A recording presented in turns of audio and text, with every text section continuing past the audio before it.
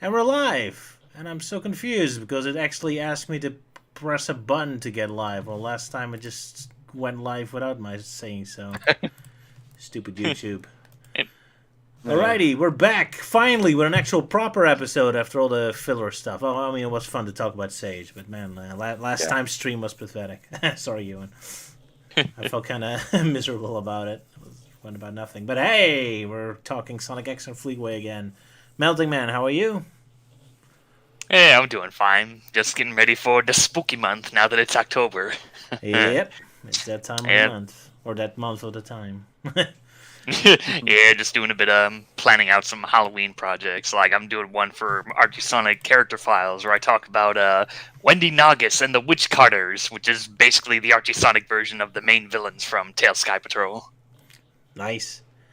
Anyway, Luke and the captain aren't here yet. They should probably be coming later on, but both Yeah. happen to have some sort of excursion going on.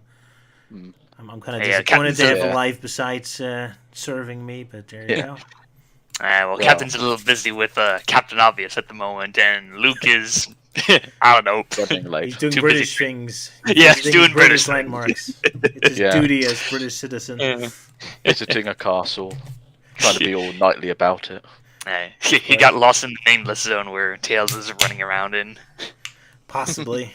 He's sort of fighting his own monsters there. But yeah, they should be joining us later on. So, to waste some time before we get to that point, Melting Man gets to sit in the corner and Ewan gets to talk us about Sonic Frontiers because, boy, Ewan, he is the one among us who touched the holy ground.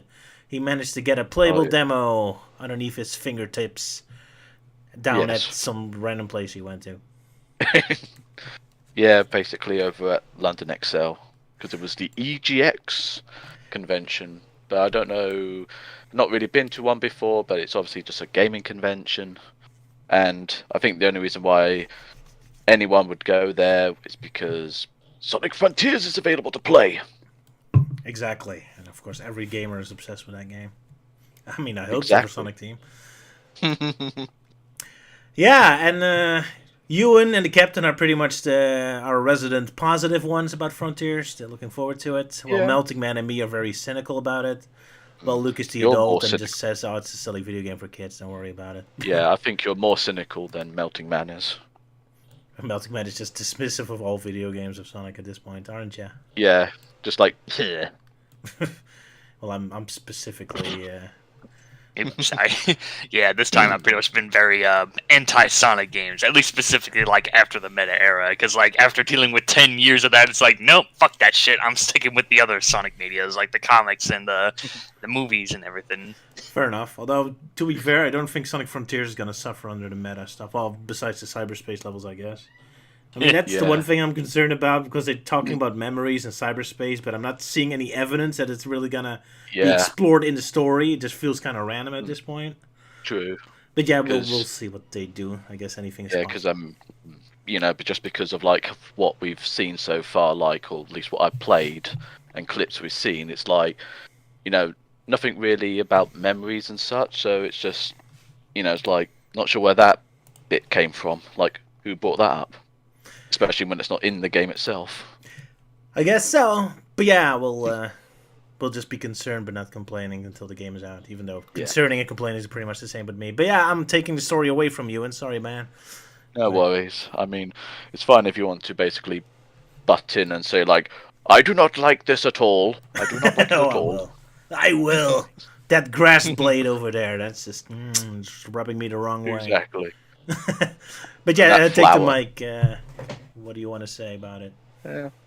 Well, I was able to play the demo like 5 times because the demo itself is like about 15 minutes, like an invisible sort of time limit. So there's times when you're playing thinking, do I have enough time for this? And then when you get to a cutscene, it just suddenly just fades to black and it says, thank you for playing. It's like, damn it. That sucks. Because- Better than 1 minute, like with Sonic Forces.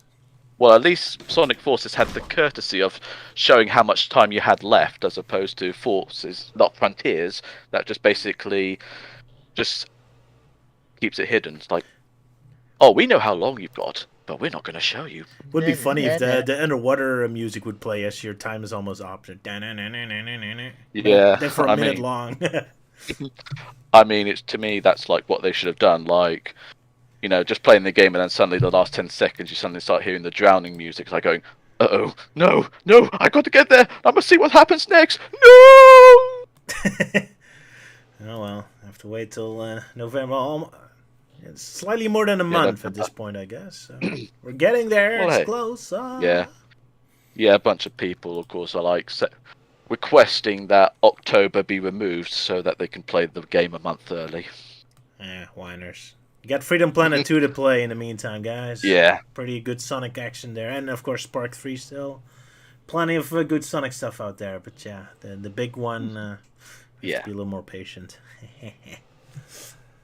But, yeah, I mean, the demo itself kind of starts out, you know, lot of where Sonic just wakes up in, like, an enclosed valley next to one of the portals.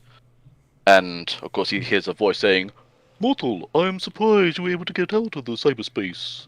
But not exactly in that tone of voice, but it's but basically, yeah, it's a female voice. But I thought I might as well just go for a yes. Turn it to a Monty Python voice. Why not? Exactly. And Sonic being like, yeah, do you know how I can save my friends? Yes, why don't you try and find the Chaos Emeralds and destroy those big Titan guys, and maybe something good will happen. Maybe, I don't know. Yeah. Are you trying to get me to hire you for Sage voice in my cartoon now? Nah. But it's just... Nah, but it's obviously just something that I thought I might as well jokingly say, because... But yeah, when you finish, like, the chatting, like, the first thing the game tells you to do is, like, don't forget to use the right stick to move the camera. And of course, like, you have to turn it the right way, otherwise the camera has to... Otherwise you have to force the whole camera to go almost like 360 around. But if you put it the other way, you just have to turn it like a couple of degrees, and then you can just move on. Oh, nice. So they But immediately I think the whole cheating. Yeah, but I think the whole point is just trying to indicate to players that there's like an active portal behind you. Because if you go into that portal, then you obviously get to replay the stage that you were on, which was, can you guess? Black Hill Zone. Yeah, might as well consider be Black Hill Zone in your case. But yeah, it's Green Hill Zone, obviously. Well, we know about that. Yeah. I mean, one detail I saw, and it's a bit of a spoilers, I guess, but someone already played through all the cyberspace levels. There's 7 of them, and 3 of them are Green Hill, so it's very well balanced. Sonic Team really hates me. Yeah, because they know how much you love Green Hill. Clearly they do. Oh, lovely. At least the city looks good, so I'll swallow my words a little bit, I guess. And of course, like, the whole part of, like, the whole sort of early section is just obviously like a tutorial. Like, you know, complete some of these certain puzzles and a bit of a map will open up, or you can actually be rewarded with some item, which in this case are seeds. Which I didn't realise they were seeds, as I assumed they were these memory shards for Amy Rose, but no, those ones glow, these ones don't. but I'll explain what those seeds do later. Alrighty. But, of course, you encounter 2 mini-bosses, and of course they have amazing names, such as Ninja and Tower. Really? Did they show the names with a dramatic title? Yeah, or something? Like they House of the did. Dead or something? Kind of in a way, because like when you are near like a mini boss, and the camera will just suddenly zoom into that mini boss at a dramatic low angle with the dramatic music playing, and it just says their name like at the bottom. I guess the person naming the boss is the same guy who named the levels in Sonic Forces. City called the city. Yeah. Boss called the tower. Yeah. I mean. But yeah, I mean, like, obviously with the mini bosses, that they tend to have like a little sort of tutorial with them, like, lock on to this character by clicking down on this right stick, and then use the L and R buttons to dodge. Which, you know, is useful considering the fact, like, Ninja definitely lives up to its name. Well, I may hope so. Yeah, as well as Tower, basically, up until you start beating the crap out of it and making it shorter like a stump. Yeah, not even the Tower of Pisa yet. No.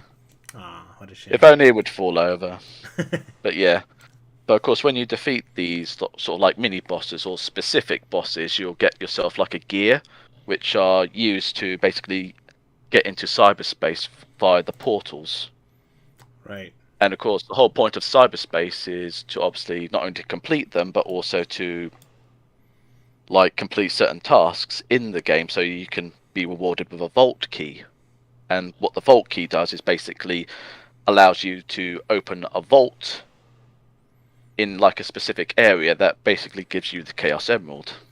Didn't Sonic Team say that everything was optional, so you could technically beat the whole game without touching a cyberspace level? I don't know. I'm not sure where I heard that one, but obviously you might have to at least play through at least the cyberspace levels once, because unless you know, if you're like that good, then you could perhaps maybe play just a few of the cyberspace stages. Well, I kind of get the impression that the Gale's Emerald is going to be kind of random. Like, I heard people already say they found them just in the grass, or they got some from Big the Cat. So apparently, how you unlock them, those parameters are kind of random in the game because they emphasis freedom, I guess. Most likely, because the only thing I was aware of is the like the only way I can get the Chaos Emerald is with the going into the cyberspace stages and get the key, because when you like at least earn keys, then you're basically indicated that you can use the keys in these specific areas where there's like a you know, Chaos Emerald and a vault being there. And I assumed, oh, maybe that's how it is for all of it. But as you said, like, some people found them just in the grass or earning one from Big the Cat. Sure. So I guess we'll have to see. They really seem to want to emphasize freedom. So yeah. Evening, lads. You, Luke. I was almost calling you Euan. Sorry for the insult. No, I just had a day out at Owendale Castle. I just came back. Nice. Oh, it's your British duty to visit all castles in England, isn't it? Yes, we seem to have a lot of castles. It's a very nice castle near the Worthing. It kind of has... it's a bit similar to like Dracula's Castle or Hogwarts. It also has a very nice town as well. Nice. So you played Legends of Zelda in real life for a bit. Well, I kind of felt like Simon Belmont going up all those stairs. Ooh, I hope it wasn't a clock tower level. No, there was a lot of like very narrow passages going up the towers as well. Yeah. You can imagine like a monster falling down all those stairs. I bet, yeah. Oh man, I can't load in the picture. Although I think people saw it on the URL because you shared a picture. Some people got a glimpse of it. Yeah, which isn't good because the stream should only show my flash again. Oh well. They can see my private stuff again. I still suck at UBS. But yeah, welcome here, Luke. Euan is talking about his experience of Sonic Frontier, so I guess we'll just listen to him. Oh yes, give us the details. Give us the details. All the spoilers. Well, yes. Yeah, well, I'm not exactly repeating what I said. You have to watch that later on, but... Fair enough. But yeah, once you get, like... Of course, in the demo, you kind of have to, like, fight against those two mini-bosses and go into Sky Sanctuary to get the keys in order to actually progress into the next area. Because once you get the Chaos Emerald, then it's like, you know, open zone at this point. Right. So one thing I kept doing, which obviously meant I missed out on some stuff that was happening to the west, I just went to the east, where I basically found like Eggman's base pod, with Sonic, of course, making mention like, "Oh, Eggman's here. I should have expected it." And near the egg pod is like one of the Cocos, if that's how pronounced. You know, the little people. I don't know, Euan. Yeah. I think Roger's deep in thought. No, we're Yeah, trying I'm just we're trying to listening figure you out. talk Okay. Yeah, about no. it. Yeah. Yeah. I'm just wondering what's up with Roger though. I think he's a bit too busy. Like, no, focus My on wife my is stuff. trying to help me Don't with my show. camera setup. Sorry, buddy. I'll put on the picture Okay. of the No worries. little cuckoos. Because I was just like saying it's like, no, I'm too deep in thought. I must fix this issue so people can stop looking at my stuff. Well, excuse me, that I'm trying to help. Well, excuse me, Sylvia. He's just worried Yeah, about all the sexy pictures Yeah. you send me that they're gonna be accidentally on screen. You know. Yeah, like the one of me Yeah. in the rouge outfit. There you go. Hello, Orleans. yeah, hi, there's Orleans. Yeah, Evening. but yeah, one of the Food. crocos, that how they're pronounced, I encountered was the cool one called the Hermit Coco, in which that if you give him the seeds that you collected, then he'll basically level up your stats. In which case it was speed and like attack.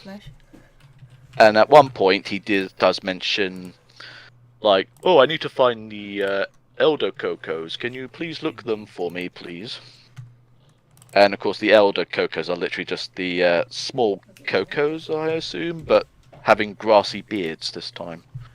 Yeah, like the Papa Smurf or something. Sorry, Luke, did you say something? Oh, I think he was. Nah, I think he's just quietly listening. I thought I Yes. interrupted someone, but yeah, continue. But yeah, also on the east side was finding Amy's capsule in which she's being held in.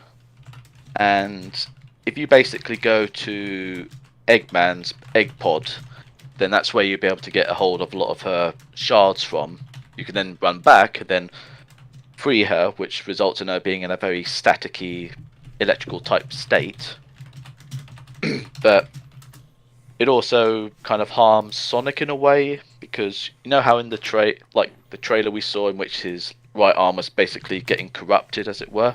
Well, basically, that's kind of what happened with him at that moment when he freed Amy from her prison. But also because of that, he also gained like a new upgrade ability, which can't remember which one it was, but I'm sure it was shown off in one of those early showings in which Sonic was in an enclosed sort of arena and fighting one of those mini bosses and going "Yup!" sort of thing. Okay. Arena bosses. Yeah. Well, a moment in which like electrical field is around Sonic and Sonic's got to beat the boss, otherwise, you know, it's game over. That's no good. Yeah. I did attempt to fight the I'm not sure how it's pronounced, the Azura boss, you know, the one with the 3 arms. With a big penis? In the picture you sent me, anyway? It's in there, that one. Yeah. Basically, I mean, the first bit of it is easy because I mean, like, I was able to wait for it to slam its fist on the ground, then boost through all those like blue rings, get up to the top area and start kicking the crap out of its horns area. But then after that, it just got into the realm of just being. Ugh.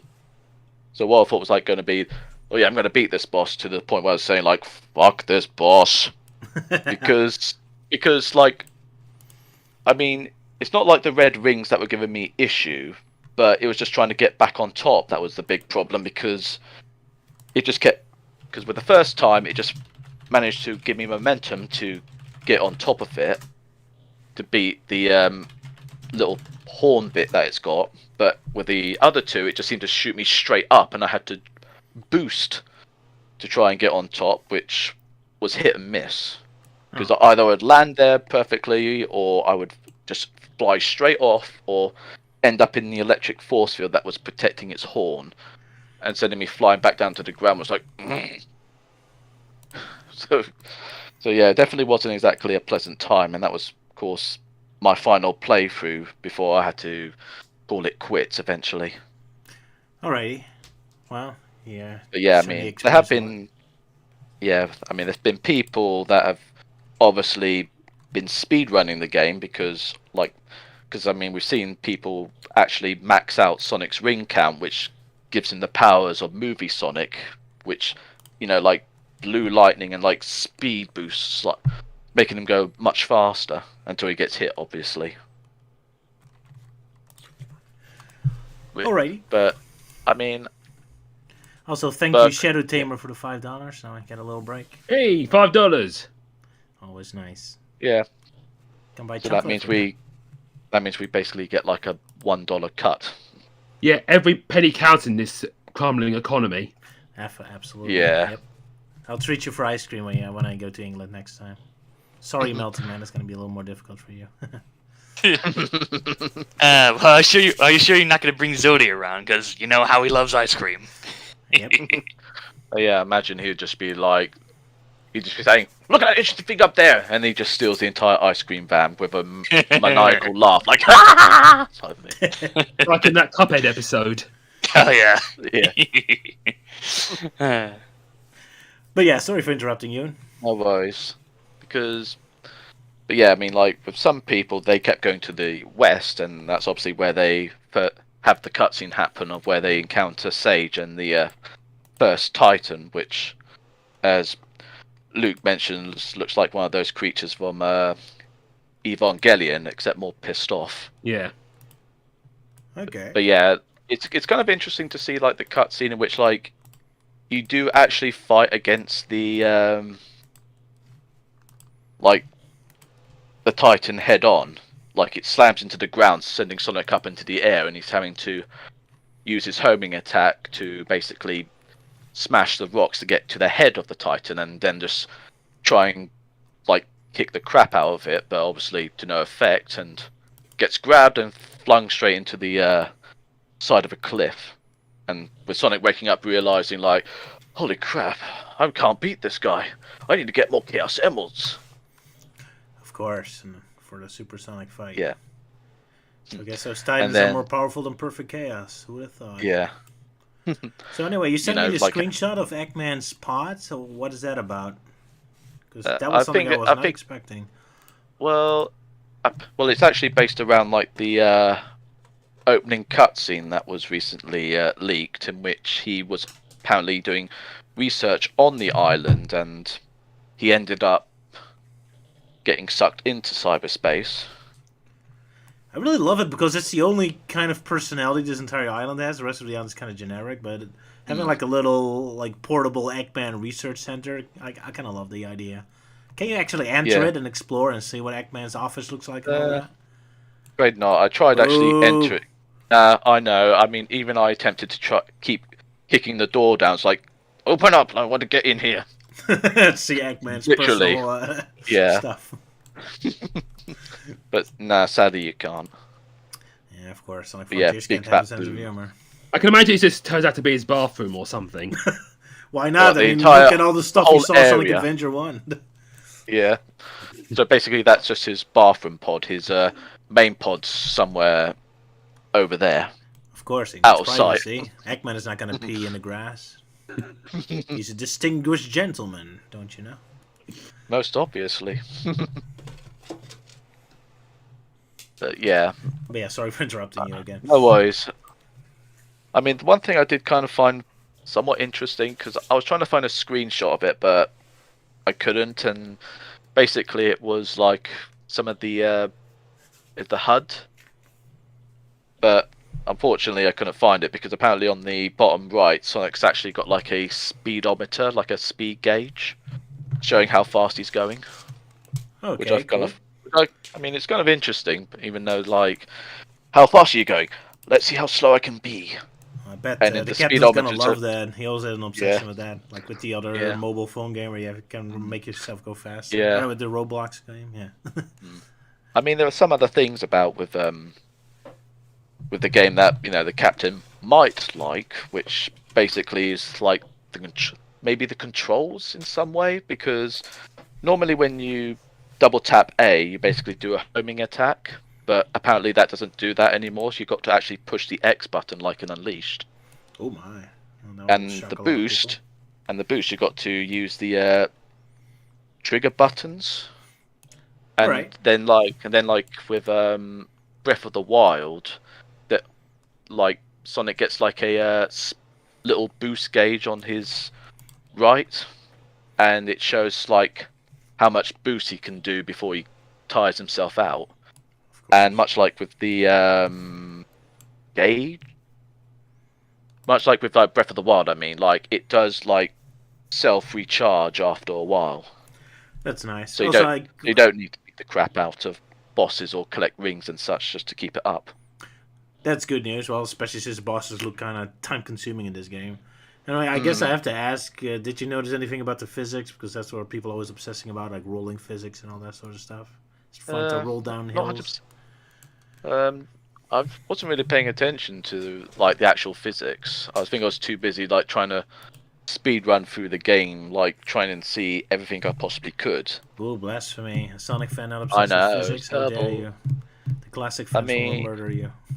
I think, but I definitely at least went up the tower with the winding sort of like path that goes up to the top, and I think Yeah. I remembered like having to actually boost just to go up the like railings at one point. Alright. So I thought, so I mean, there is obviously some sort of like actual physics going on, but wasn't enough, but not enough that I was paying attention because I was like trying to get as much as I could done before I ran out of time.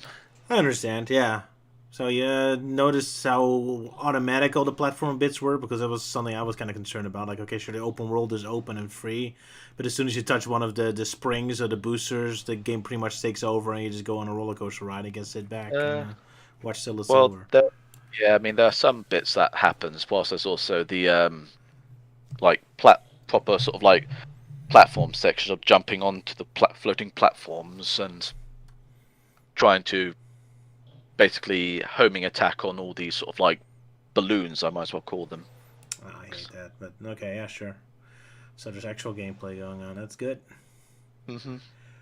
But yeah, of course, the real big questions I have, I can't ask you because it's left for the main game to reveal. I have a couple of Yeah. questions, if that's okay. Yeah. ahead. First off, okay, Euan, did you have any enjoyment when playing the demo? I might as well say yes, I did have enjoyment. I think the only time I actually got a bit annoyed was first time getting used to the controls, because it was like, Yeah. because every time I was trying to do like a homing attack, I just pushed the A button and nothing happened, and I just went plummeting into my death. Like, oh crap! So it would be worth playing then. I say it is. I mean, Okay. I'll be willing to say like I'm willing to put. Let me check my wallet quickly. I'll put 52 pence on the table to say that I want you lot to give this game a go. Sure. Good. That's what I'm going to say. Okay. Another question is the frame rate good? Or like, does it run okay with like no slowdown, any slowdown issues at all? Well, I was playing it on on like PCs, Right. so obviously they had like high-end graphic cards, so it was running like rather smoothly at 60 frames a second. But I'm not sure if I remember, but I think the cutscenes are rendering at like 30 FPS. Right. You know, I think it's somewhat similar what they did with Forces in a way, because with the cutscenes they were all running at 30 sort of FPS. Did you know what system you're even playing on? Because there's a difference between the Switch and the PlayStation 5. Yeah, because I'm considering getting it for the Switch, which are usually lauded for having like inferior ports. But I've played games like Doom 2016 and Crash 4, and they seem to run pretty well in my opinion. So I might get it for the Switch. Yeah. Yeah, I'll probably get it for the PlayStation 4 myself, so I'm also going to be behind. I mean, because I've been reading like the sort of stats that were posted up on Twitter a while ago saying that for the PS5, it runs at 30 FPS if you have it in 4K mode, but if you got in like 1080, it runs at 60. While with PS4, it's in like 1080 and running at 30 FPS, while Switch is 720 at 30 FPS. Right. So only one specific form has 60 FPS. Yeah, none of Yeah, us have a or PlayStation PC. 5, so oh well. Yeah. Or if you've got a powerful enough PC to run it on, which we're all looking at Sylvia. Yeah, I don't have to throw my wife off her computer and take over. Yeah. Indeed. Well, technically, I prefer PC versions anyway because you always have a chance for a mod or something. But, Yeah. To either fix the game up or just make it more fancy. just have new levels or something fun. Yeah. I love mods. Or, yeah, because I think I've been seeing someone actually working on a mod for Sonic Forces with Whole new like levels and all that. reimagine sort of like stages. Yeah, I saw it's there's some awesome ones, especially the one where you chase Evil Shadow, where they actually make it more physical and interactive. Yeah. Yeah, sorry for interrupting. Yeah, No worries. I never worry about annoying you. But until I see you in person, then I do worry because then you can punch me. Yeah, that's the one thing you always worry about. It's like, oh god, what's you gonna do to me? Now you can't do anything besides asking my wife to punch me for you on your behalf. Exactly.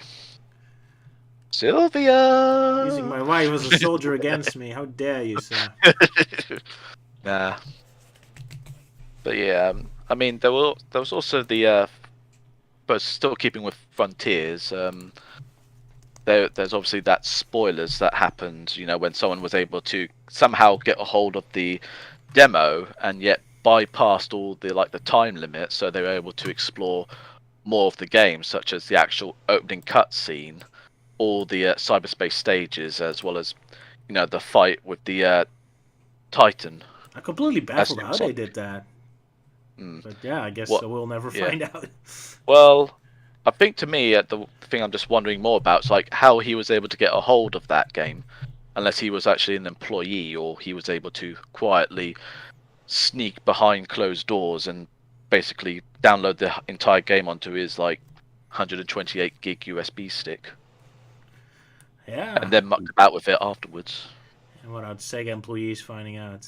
Impressive. Oh well. Oh dear. Just seeing what your wife wrote in the chat. If anyone donates $50, I will punch Roger live. Well, I guess it's worth it. What's my health worth for a couple bucks, right? But Yeah. anyway, I think we should move on. Otherwise, this stream's getting very long. Is there something specific you Yeah. really want to mention, Euan? Well, probably outside of spoilers, not really. Because aside from I enjoyed my time. Besides the Asura boss, that one was a pain in the ass because trying to get it beat within a 15-minute time limit is obviously a big pain. Well, they want you to level up, I suppose. Obviously, but I think it's because if I take my time with it without a time limit, then obviously I would have a bit more fun trying to fight that boss. Obviously, yes. Of course, now there's Yeah. extra additional meta stress with the time limit. Yeah. Oh well. But yeah, Yeah. so one more month and we'll know all about it. Yeah. Alrighty then. Guess we'll move on to Sonic X. Can do. Fair enough. Yeah. Alrighty.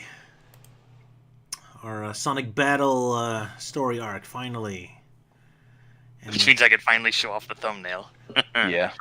yeah, poor Melting Man. He made that thumbnail for me months ago. But for some reason we kept... First he miscalculated when the episodes would come, and then I kept delaying it with all the filler episodes as filler streams. But yeah, we're finally Yeah. Yeah. We're finally here, and I decided to, with doing the Sonic Battle adaptation, I decided to just make the thumbnail be more of a glorified tribute to Roger's old Flash game, which is Punch Bag the Game, which is, of course, based off of that one gag from the Sonic Battle in Minutes cartoon. game in quotation marks because it's not really a game. Just to press a button at a specific moment. Yeah, I can imagine the tune. I want to take you for a ride from Marvel vs. Capcom playing. I want to take you for a ride. But yeah, Oh, there's and we got lots of people in the roster because I think the original only had 4 or so, and then Spinning Jesus was an unlockable one. But now it's there's half of it's Sonic characters, the second half is the part of the Dissected crew, and then the third row is just kind of random characters. So we got Sill's cat character, we got the Doughmeister, The panda, that's actually one of my characters. I call her Lee. She's like this panda genie character. So this is something that someone helped me out with creating the idea on. So this was more of the first time of me doing her. And then the last 3 are just like the Random in jokes. guest stars. So like, and we got Burke from the Trapdoor. Yeah, we got Burke from the Trapdoor, Sheep from Sheep in the Big City, and finally Feels the Rabbit, one of the earliest designs for Sonic. So yeah, there you have it. A lot of in jokes about my stupid little fan game. A little mean spirited, but oh well. Yeah. Was edgy teenager at the time. Yeah, that was back in ye olde days when it was cool to beat up Chris Thorndike. Yeah. Now we're a little nicer towards him, although of course you could still take a couple of pot shots. Yeah. Poor kid. Punch back! Okay. Ooh, punch back! Classic. That's an old classic indeed. And when I really kicked it off. You know, that's my second one. And speaking of my old cartoons, like immediately the first shot of this episode immediately also reminds you of a joke from my cartoons where you see Eggman like casually hammering on a big giant fleet of warships. Like I always loved the idea of Eggman actually like hammering every single one of his factories and X ships one by one. Yeah. Oh yeah, it's like that one bit from Sonic Movie Madness. Yeah. Yeah. I mean, we can all remember watching the earlier episode in which he was in prison and he was like, quote unquote, fixing up all the electronics. He and he was very doing it fast. like at breakneck speed, so that's obviously shows how fast he is at building stuff. So I'm shocked why he's so obviously fat. I mean, that he ship can move, at the man. moment. He's Yeah, burning 'cause some calories there. Yeah, and the things of what he's building, it looks like he's building himself an ark. Noah's Oh, Ark, yeah. Who built the Ark? Eggman, Eggman. Who built the Ark? Eggman built the bloody Ark. As long as you're not a space colony. Yeah, who wants to do a synopsis of episode 45? I'll probably do it because it's the only episode I got the chance to watch. Ah, poor Rick. yeah. Oh, he had a busy day today. Okay, go ahead. Fire off. Okay, from what I can remember, it starts off with Amy pining about how she can't be with Sonic and starts swatting at a fly or something like, "Come on, you stupid fly!" And then Mr. Tanaka says, "No, leave the fly alone. You're stressed or something." And they decide to Ella decided to give her a cup of tea and have a little chat. And the president knows that Eggman is still out there as a threat, so he decides to bring together Rouge, Knuckles, and Sonic to fight Eggman. But they're all like, "No, we won't do it. Piss off." So the president says, "I know. Let's do a tournament arc." And they're all like, "All right." I just thought it's a really random thing for him to do. So he starts off with a commercial saying, "Who wants to join the tournament arc? Sending your invitations." And Chris's dad decides to invite everyone, including his own son. So the tournament starts, and the president is faced off against the Black Knight, and he lost instantly. Chris has to fight his best mate Danny, and he's like, "Oh, I don't want to fight you. I don't want to fight you." Dad says, "All right," but then he pins him down. And I thought, "No, I'm actually a bad boy." He grabs it in a very inappropriate place by the looks of the screenshot. I think that's probably like an actual wrestling move or something. Yeah, I'm just joking. But... Yeah. This is what I can remember. Tails, I remember fighting Hawk, and he was grabbing him by the tails. But he won anyway. Then you got the Black Knight fighting Knuckles, which predates Sonic and the Black Knight, but it's Knuckles and the Black Knight. But he winced and "No, don't kill me, don't kill me." Turns out to be Jerome the whole time. And then you got Ella fighting Big, chasing after him with a frying pan. But she got Froggy on her. So no, I have to. No, I'll go. I've got dinner. I've got dinner in the oven, and I think Big won. Oh yeah, you also got Rouge versus Tails, and she won because she went and kissed him, which was an adult move. I love Tails' face expression in that sequence. And thus the many Tails and Rouge shippings were born. Oh, and we got to talk about Sam Speed's suggestive takedown of Mr. Stewart. It was like, whoa, okay, calm down, son. But he was disqualified anyway because he jumped in too early. It says, okay, I came in too early, so I'll leave early. Yeah. Nice payoff to his running gag in Japan. And then you got Deco Boko coming in, but they got disqualified anyway because they're being chased by the police. Right, yeah. I love that. Yeah, and the Lucky Robot won anyway. Then you got, Chris has to fight his own dad. I kind of forgot how that went down, but he won anyway. He just grabbed his legs and he's like, "Oh, I give up, I give up." Yeah, that's how you take down your old man, just grab his legs. And then you got hoping for parental abuse. Oh well. Because what I love about this, because as I thought, as it turned to be a tournament, I thought, it's going to take forever. But I just like how quickly it just goes through, because like how all the characters just win by quick fire. Because in a way, it kind of parodies tournament arcs in a nutshell, because it's just about how long they take. Because I remember, because I remember like reading the original Dragon Ball manga. Because they find the Dragon Balls, then they have a tournament arc. They find the Dragon Balls, then they have a tournament arc. Repeat ad nauseum, and then you got Sonic versus Amy, and she's like, "Oh, I don't want to fight Sonic," but like she's like, but Sonic's like, "I will save you, because Eggman is right over there, and I have to chase him." So he runs off and. Then because it's quite surprised me, because I thought, well, Sonic's going to win like usual, but it's kind of, he looks like he's not going to win. So it just like cuts down to these following contestants. That's what I can mostly remember. Yeah, I think you got pretty much everything right. Yeah. Yeah. So well done. I put them in the wrong order in my own slideshow, so you did a better job than me. Oh well, I guess you forgot about Chris's uncle who nearly broke his back. Oh yeah, he was about to fight and he'd done his back in. Yeah. Yeah, it's like, looks like Chuck is dealing with a back injury. Thus, the winner is Lucky. Lucky, yeah.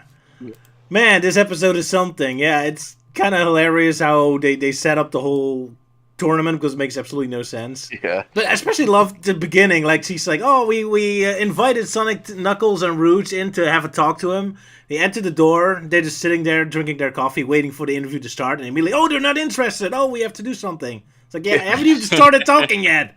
They're just waiting for you to... What would you expect them to do? They're still waiting for you. I just love the out of nowhere idea of the president holding a tournament. You don't see Peter doing that. The tournament has to do with it. It's like, we need more... We need them to help us fighting Eggman, even though they were already doing that. And then they need a tournament for... Yeah, we need King Charles doing the tournament. Like, get all the MPs, get the royal family in. It'll be a Raw knockout all over again. That was beautiful. Yeah, this is such a pure 2000 Sonic moment. Like, just like every video game that's about a race or a battle. Like, they cannot come up with any normal reason for them to fight or a race. So you have this whole convoluted thing that makes no sense, and I love it. It's so stupid. Which is so weird, because this whole arc has a very tragic and sad ending by the end. But up to that point, everything is just a stupid joke. So it's such a weird roller coaster ride. But yeah, that's for the next episode. Yeah, the beginning makes you think it's going to be like an Amy-focused episode. I mean, it kind of is, but like, no, it just goes somewhere else. Yeah, it goes all over the place. Yeah. I mean, in the end, it was actually the scene with Emerl and Cream that was way more important. But the scene sets it up like it's just the start of Amy's story plot. But nope. Mm-hmm. I mean, I guess Amy does have a bit of an arc going on in here as well, but... you also got Emerl, like, about to fight, but Cream is like, don't fight, don't go harder. I mean, it just, like, messes with his computing, especially with, like, the third laws of robotics. Yep, kind of. In a way. Yeah. And then, of course, speaking of Ella, there's also this whole entire sequence that's only in the Japanese version, where it's Ella goes up against Big the Cat. And Big's like, I don't want to fight. And Ella's like, come on, fight me! And then Froggy jumps on her face and, like, traumatizes her. And then Big's like, that was scary. But, like, nope, he's outside of the ring, so that means Ella wins. Yeah, Luke did mention it, so I guess he saw the Japanese version. But yeah, the 4K version deleted it, I guess, for time, because I can't imagine why they're censoring it. I mean, I guess it looks violent with her with a cooking pan, but yeah. Well, then again, when it comes to Sonic X and the 4Kids dub, if Big the Cat is in it, that comes after the Sonic Adventure adaptation, they're gonna remove it, because I guess 4Kids doesn't like Big. I guess so. Which is weird because in the next episode, when they show like flashbacks to the previous one, they do include shots of Ella versus Big, even though they removed it. So Yeah, that was weird. Like in the English stuff, yeah, they show that bit in the like, oh, last time on Sonic X, it's like, wait, where did this scene come from? They're doing that thing again, like they did with the Sonic Adventure adaptation, where they showed a scene like an episode later. oops. Oh yeah, there's also where Mr. Stewart takes on Topaz, and he just gives her jewelry, making her forfeit, and it's like, that's cheating, isn't it? And it's like, well, sort the rules, don't know what they're going on here. Poor Topaz and Rude shippers, but yeah, they really keep playing up their. Makes you wonder if this tournament even has any proper rules. Probably not. Apparently Very not. unlikely. My favorite part is just that the Eggman's robots immediately get arrested because they're still jailbreakers. I love that little bit of continuity. Although it's only in the Japanese version. The American version, they don't even explain why they arrest them, so it feels more random. But yeah, the Japanese version Yeah. it's more clear. Oh yeah, you're jailbreakers. I love that joke. Yeah, especially since they don't explain how Bo-kun got into the fight as well. Yeah. I'm more 'Cause, yeah. I'm more confused why Big the Cat is there. Did he put himself in? Why? That's the most random moment. Why would Big he the Cat is in everything now. I guess so. Yeah, so I also find it kind of weird with like, oh, it's Bo-kun versus Amy, and like the line delivery is kind of different in certain versions. Like the English stuff, Amy's like, "What? What? Like, wait, you're fighting in this tournament too?" And Bo-kun's like, "Well, what's wrong with that?"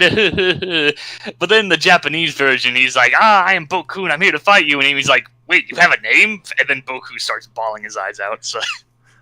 So apparently nobody knows his name in the Japanese version. They just keep calling him Messenger Bot. Oh, fair enough. He usually just jumps up, just jumps in, shows a message, and blows him up. And Exactly. I love that scene where Amy gets angry and attacks him, and you see this big giant explosion. Like she hits him so hard he explodes, but you never see him in the rest of the episode. Like she killed him. I was so hoping later on when she says, "Oh, I hope my fans are like me now," that you would see the audience just still looking shocked that she murdered him. But no, they actually like her. So I was kind of disappointed. Would have been funnier if everyone was shocked still. Like, whoa. Oh well, missed opportunity. So much to say about this episode. Jeez. Definitely. It's kind of weird that Hawk shows up because he never interacts with Knuckles again, even though he was mostly only a Knuckles character. And I was so disappointed that the Chaotix never showed up because I was really expecting them to show up here. They got their one introduction episode, and after that they immediately drop out of the series again. I thought, okay, here's the episode where all the old characters show up again, come back, so here's the perfect opportunity to show off their fighting skills, but no. Nowhere to be seen. Yeah, I guess the writers forgot about them. I guess so. I mean, do the Chaotix even do anything until they go back to Earth? Did they just get one introduction episode and then they just leave again? I have a feeling they might appear like later in season 2, but only in the Japanese version. But I can't remember. I do know they were a little. I do know they were a little more active in season 3. Yeah, but season 3 was only added later, right? It wasn't even the original plan. Yeah. So the original plan was just, okay, let's have a whole episode about the Chaotix, and then immediately forget about them again. Like, okay. Maybe it was just a promotional thing. Like they put them into Sonic X just to promote Sonic Heroes.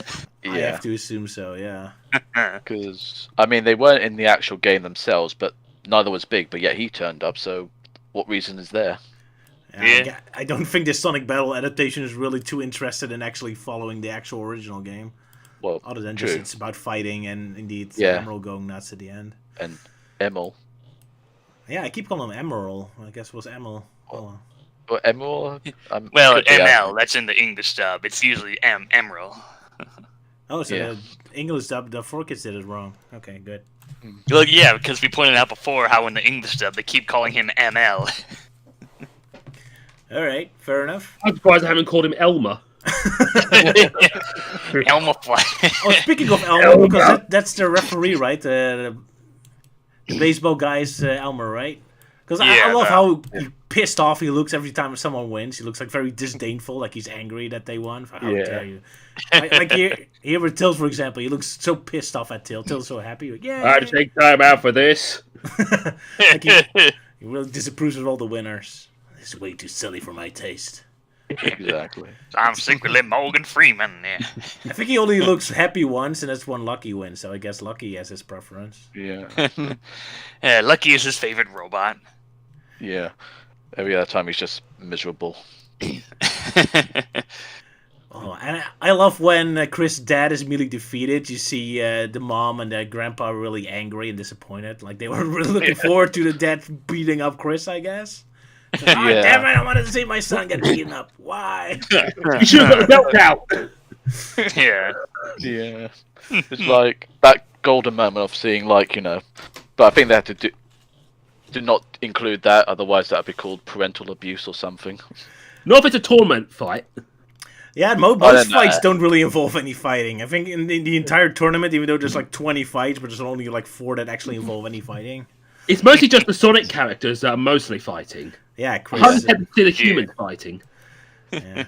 Which is a shame Yeah. because so many of us were looking forward to seeing Chris being beaten up. I guess. Yeah. Nah, I don't hate Chris that much. Yeah. Yeah. He's kind of has an interesting twist in how he's suddenly evil.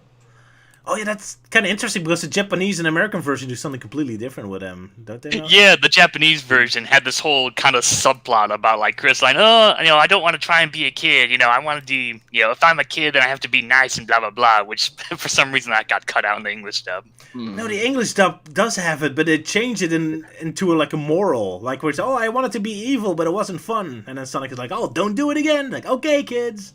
Like it's suddenly like a moral. Well, the Japanese version they didn't really care about that. It's just like just doing things. Do what you want. I was so confused when Chris was saying, "Oh, I'm not a kid." It's like, "You're 10. You're a kid." Well, 10-year-olds themselves don't think like that, I suppose. But yeah, that's true. And hey, Sonic and friends are only 12, so I guess Chris is kind of a point where you compare yourself with them. I mean, Cream and Tails are 8 years old, and they get to do a lot more stuff than him. I would be jealous of a 12-year-old.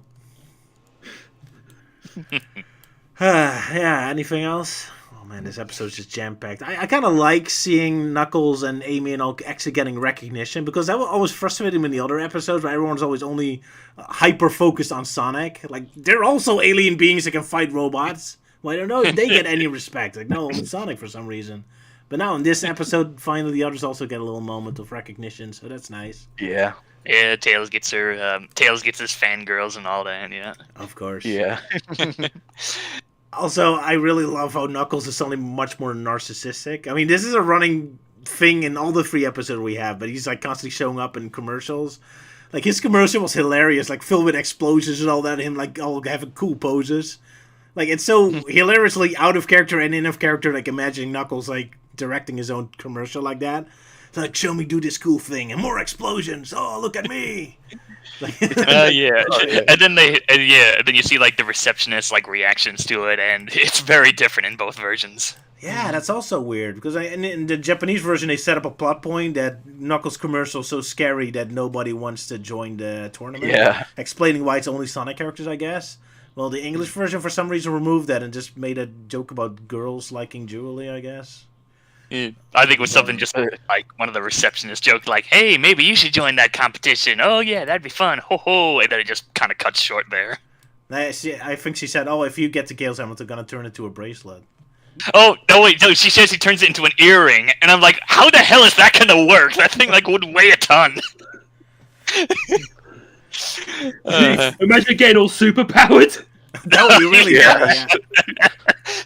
Yeah. Her ear It's will so probably weird. explode.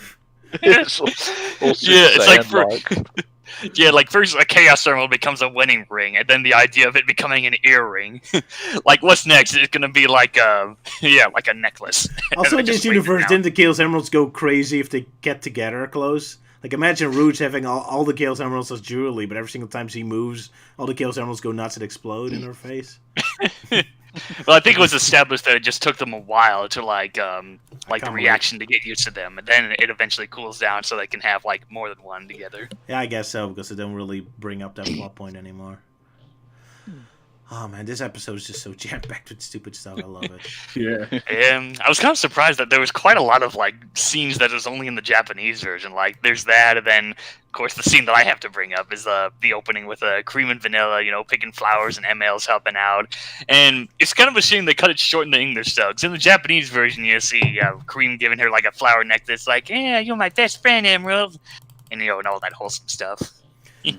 Yeah, and not to mention very important for how the episode ends, because this ends up being Oh, yes. the only really set up to the climax we get, weirdly enough. Yeah. Also, I have to say, I was kind of disappointed with the whole scene with the fly. I was kind of expecting Tanaka to go after the fly on Amy's behalf. That would be funny. Like, he does like a kung fu move to get the fly. It was kind of disappointing it to just be like, no, don't do it. It's like, ah. Yeah. Yeah, Tanaka? pesky bee.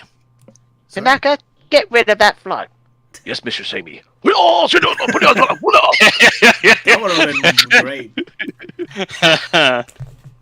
Yes, that's what should have happened. As opposed to, like, a moral and, like, oh, but Sonic always keeps screwing up our dates. Meh. Yeah. Well, of course, Tanaka also says, like, well, if you smack that fly, then you also break the window. And you don't want to do that. Because that makes a lot of mess. And it just I guess you repaired have the to clean it mansion up. from the water flood. Yeah. Yeah, it's a lot of mess, and Tanaka's tired of cleaning up with this shit. Exactly. Well. Much like how we're all tired of Chris's shit. Poor kid. Also, another difference between English and Japanese I found interesting is that the English version kind of removes the agency from the president. Like in the Japanese version, I'm like, oh, I always wanted to be a boxer. This is my chance. Well, in the English version, he's like, oh, do you want to box? Like, not really. It's like, there's just kind of forced. Which kind of amuses me that the president's just forced to do a potentially dangerous battle for no reason. Yeah, and even when, like, his assistant throws in the towel, it's like, oh, but I want to fight! Yeah. Kind of makes me wish we'd see more of the president just, trying to fight and failing at it. At least get to the next round. He has a lot more personality in this episode. Usually just kind of the generic guy, but with him teasing Knuckles and suddenly wanting to box, he's a lot more animated this time. So that's kind of fun. Yeah, I think this is the first, at least one of the few times where we actually know his name. Because, like, it's just the president, but I think in the Japanese version they call him, like, Michael K. or something. Oh, right, yeah. That's true. Yeah, just a generic name, so nothing funny. Would have been funny if it was like a fat Bill Clinton or something. Yeah, Bill Clinton. It kind of reminds me of George Bush Jr. a bit. Oh, right, yeah. That could have been. Yeah, a bit. Yeah, I guess he's just supposed to be generic president man. Oh, well. Yeah, let's see Beeden do that. Oh, well.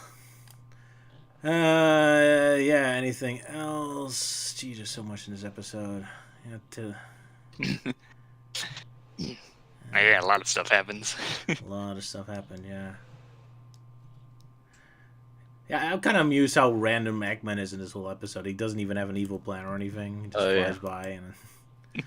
Yeah, he just sends his robots to get supplies, and then they just end up entering the tournament and be chased after the police. Oh, well. Okay, I guess we move on to the next episode. So, who's going to do the next synopsis?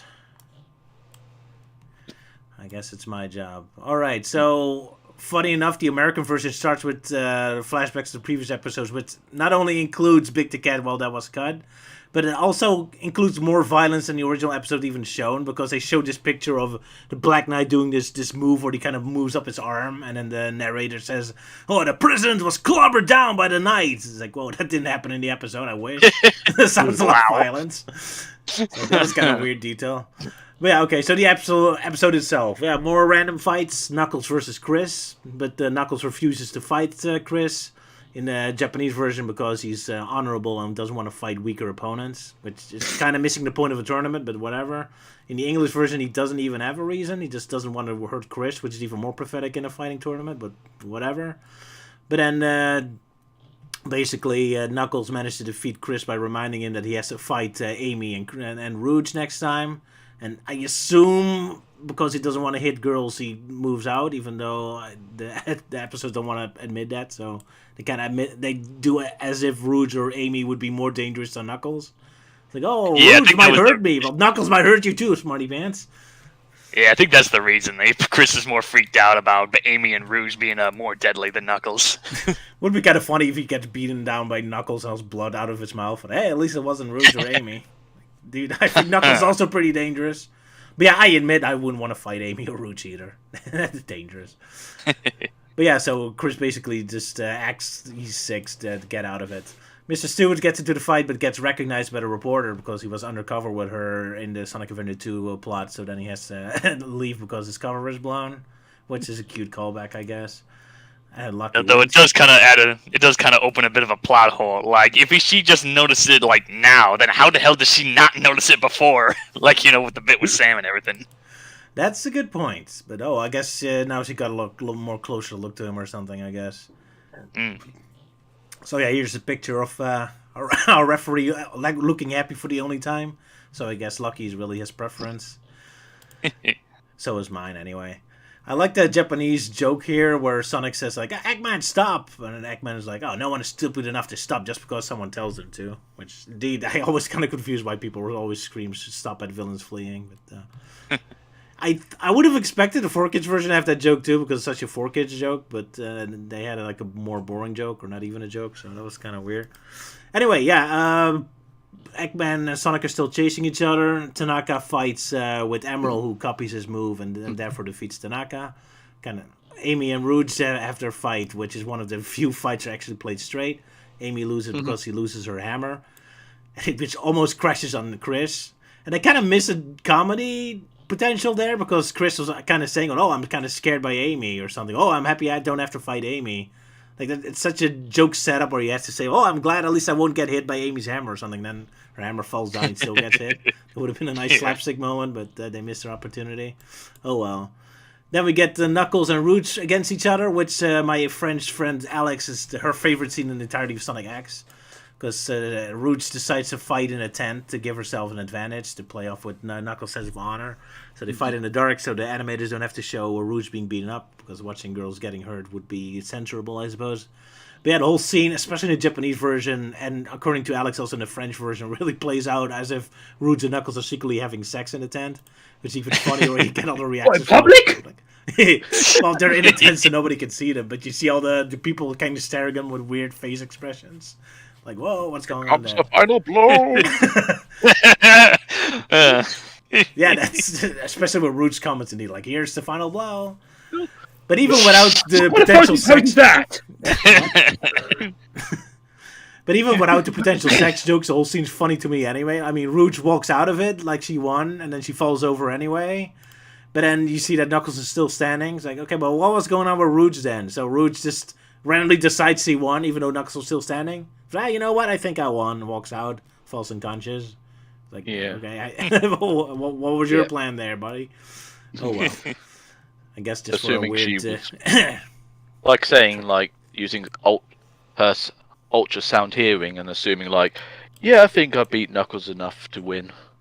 Yeah. But obviously, because she obviously couldn't see in the dark, only hear it. I guess so. So all Knuckles had to do was just pretend he laid on the ground or something. I guess that could have happened. But anyway, yeah, Sonic and Eggman have a bit of a fight, even though there's not really a plan going on or anything. It's just random. Anyway, Lucky versus Emerl, which I was kind of curious how they were going to win about Lucky, because Lucky's always lucky and always has perfect wins, but then he just falls over because his energy is over or something, which doesn't really make sense. I think he exhausted himself out from dancing too much. Drained his batteries, yeah. I guess. So I was kind of waiting more for a payoff to him being lucky, but I guess not. Guess he wasn't lucky after all. So yeah. Guess now he's dead without battery power anymore. Poor Lucky. Rest in peace, Lucky. Oh well. Looks like his luck has just run out. Pretty much. That's the joke they should have made. Yeah, then we would have tied in. Oh well. He went out happy, I guess. Anyway, then Knuckles versus Emerl, which Emerl copies his moves and immediately wins, because that's Emerald's big move, copying everyone's powers. Yeah. Cream worries for a bit that he's the cause because he was throwing in the towel, which is a very weird joke, or I don't know, it was kind of weird, but whatever. Anyway, yeah, the battle is over. We get this funny-looking public shots, as if I was the drawer of this shot. But yeah, Emerl wins. He gets Gale's Emerald. And all of a sudden, the writers remember, oh shit, we are supposed to have a big plot saga going on, and we didn't set anything up. So you get a super quick shot of Eggman panicking, even though at this point we still have no idea what the relation between Eggman and Emerl is, and nothing has been established. So again, this whole episode up till this point has just been random gags and jokes and silliness. But now all of a sudden Eggman is panicking, and now all of a sudden we turn into Sonic Adventures climax out of nowhere, as Emerl gets the Gale's Emerald and immediately turns evil and starts attacking. And this is a surprisingly shocking, violent-looking sequence, even with like Emerl like throwing, like, smashing things with concrete and all that, and people running scared. So I happily assume a lot of people died, even though they didn't say it. But It looks like it could have easily gone. But yeah, so Sonic, Knuckles, and Rouge, who's randomly upgraded to the main character all of a sudden in this saga, get to fight Emerl, but none of them get to fight him because Emerl copied all their moves. So they have absolutely no chance. And even Amy and Tills get into the action for a bit, but still kind of screw up. I guess I have to show that one clip that everyone uses for Emeralds with Tills and Amy lying on the ground. That comes later. Anyway, yeah, they kind of really go all out in this final battle, showing all the city destroyed and all that. Poor people, just after Sonic Adventure 1. Here they are again. Yeah, it's like, oh, god damn it, not again. Pretty much. Even though even in the original Sonic Battle didn't go this far. Even though, I mean, I guess Sonic Battle couldn't do that with the limited cutscenes they have. But yeah, so they really have to quickly set up Emerl as a scary enemy now, so immediately go over the top. Anyway, yeah, I love this shot. There's like a shot where Knuckles lays on the ground and Emerald's just beating on him, and Sonic and Rouge are just kind of standing there just talking to him. It isn't played for comedy, but it just looks like a comedy shot. Like you just see Knuckles be completely beaten to a pulp in the background, and Sonic and Rouge are just casually standing there. Hey Knuckles, how's it going? You need help? Oh, I'm fine. Like, oh, okay, we'll just stand here. Like it's such a random comedy. Well, it's not played for comedy, but it looks like it should be a comedy shot. The kind of should we help? We'll give a minute. But yeah, Cream finally has enough, so she gets super pissed off. Oh, yeah, I finally found the shot of Tills and Amy laying. I see there's a lot of memes, so I guess I have to bring this up for a bit. I'm sure there's some joke in there. But hey, I'm always impressed when they remember that Tills can fly in this show, but in this episode even remember Cream can fly, which I did not expect to see. Not just she can't only fly, but she can even hold Sonic and Knuckles at the same time. So I guess here we get our reference to Sonic Heroes. In fact, we get a lot of references to Sonic games all of a sudden, because now Cream is finally pissed off and ready to take down Emerl. After we get this awesome shot of like Cream completely losing it and something going off in her mind. But yeah, we really start off with her Chow Cheese is beating the shit out of Emerl, so that's a reference to Sonic Advance 2, I guess, where Cheese is pretty much the strongest character in the whole game. Yeah. But yeah, so Cream and Cheese immediately starts attacking Emerl. Emerl has absolutely no chance, because his entire stick is copying one move from one fighter, but since Cream and Cheese are fighting at the same time, so all of them are combo moves, I guess, or dual moves. So I guess that's why Emerl has absolutely no chance. Anyway, we get sad flashbacks of all the moments Cream and Emerl had together, which is not many, because Emerl, like I said before, never really had a proper setup. He just randomly shows up in one episode where he's just a battery Eggman uses for a robot, not even like a main robot, and then Cream just randomly finds him, and then the next episode, Emerl's suddenly her friend. I even love all these sad flashbacks. It's supposed to be like a very sad moment of all the happy moments they had, but every shot is like Cream super happy and Emerl just kind of standing there like, I'm here, I guess. Because he never really did anything. Of course, in the English dub, they cut it short, while the Japanese version was a little more longer. It's like showing more like, oh, yeah, Emerl, you're my best friend, that kind of thing. But in the English dub, it's just, oh, quick shot after quick shot after quick shot. So here's just Emerl standing there, I guess, Anyway, then we get one super cool dramatic moment that I was not expecting. I really liked. It was like a really genuine, touching moment where Emerl uses his final copy moment. He finally copies a move from Cream, which is actually crying in sadness, which is like really surprisingly touchy moment. So when he's dying, when he's falling in the ocean and sinking away. In the Japanese version, I think his tears were oil or something, but I guess they found that too scary, so they made it just normal cry tears. Yeah, they probably changed it because, we don't want to show pollution, so they went and changed it to or water. Too much like blood or something, I don't know. It does look kind of creepy, I guess. Robot blood. But yeah, so Emerl copies Cream's ability to cry and cries himself to death, and we get this wonderful shot of Cream sadly in the sky with a big waterfall falling on her. And it's a very touching scene. I absolutely love it. In the Japanese version, the American version freaking ruins it because it's hyperactive uses of music. I think the music just ruins it. I mean, we've already kind of joked about it that the American version's background music is super hyperactive because they really like change the theme every single time like emotional beat changes. And up to this point, it's kind of annoying or just kind of funny to me.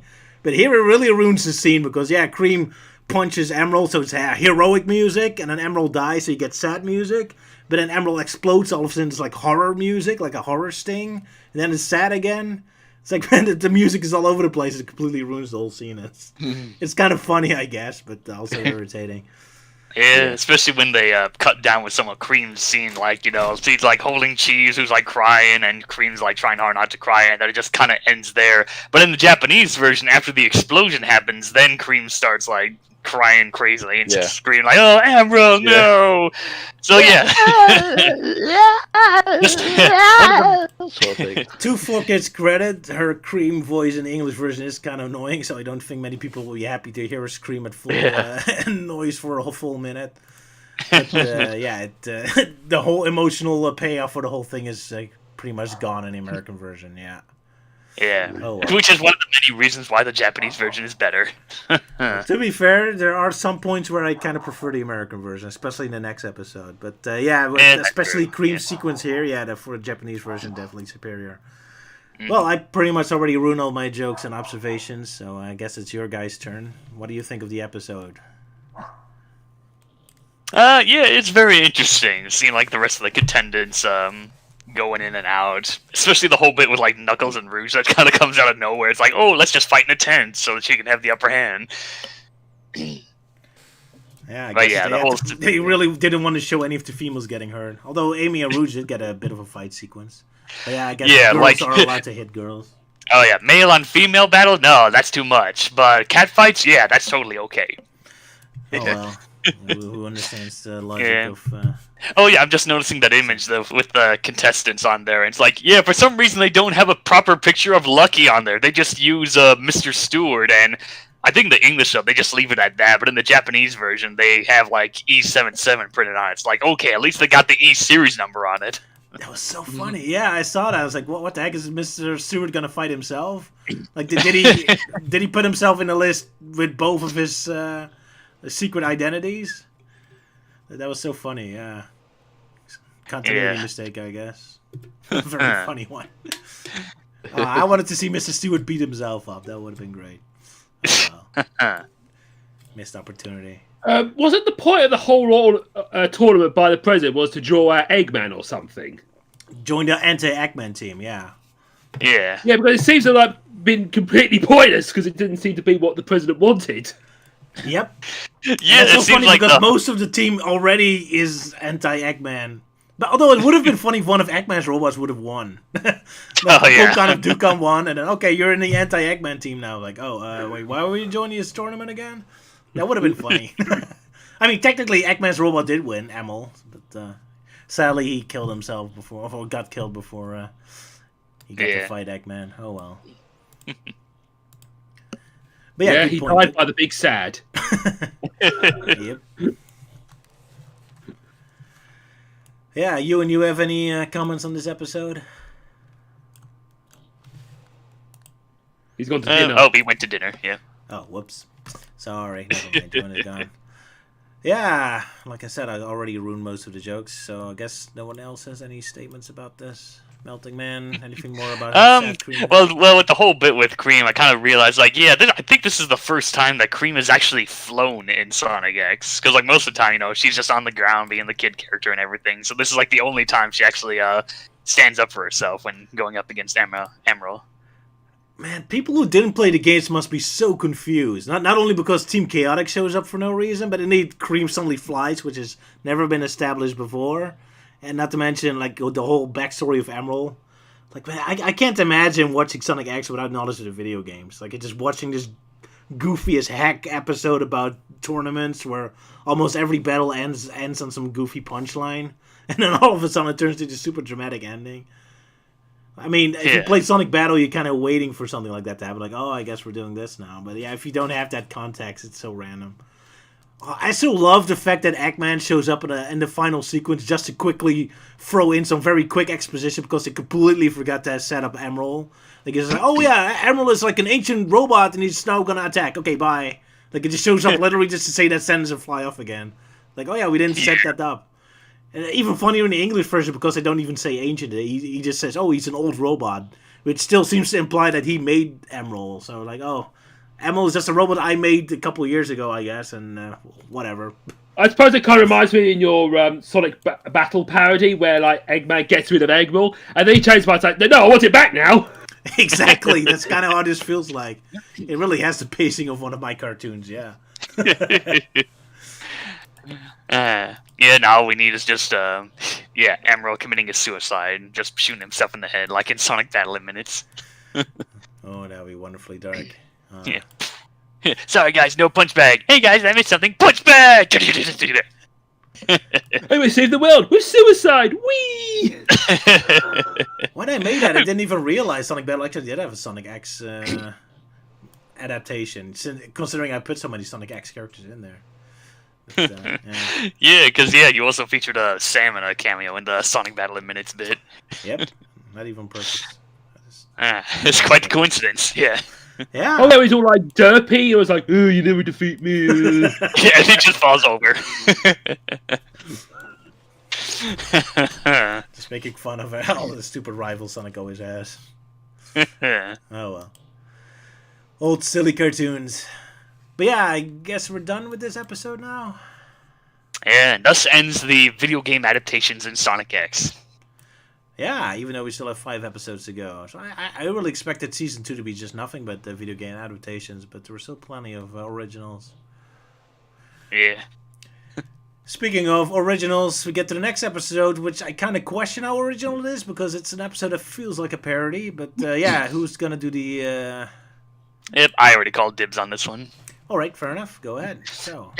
Right, so in this episode we get this this tanker or battleship, that's what it is. So we're on the sea, like, okay, we're on the trying to contact gun, and then oh no, something happens, what's happening? And then it cuts to Sonic and his friends just chilling out, and they hear the news like, oh, a ship disappeared, we should probably investigate it.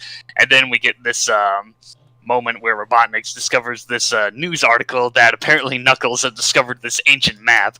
So it's like, alright, I want you guys to get that map.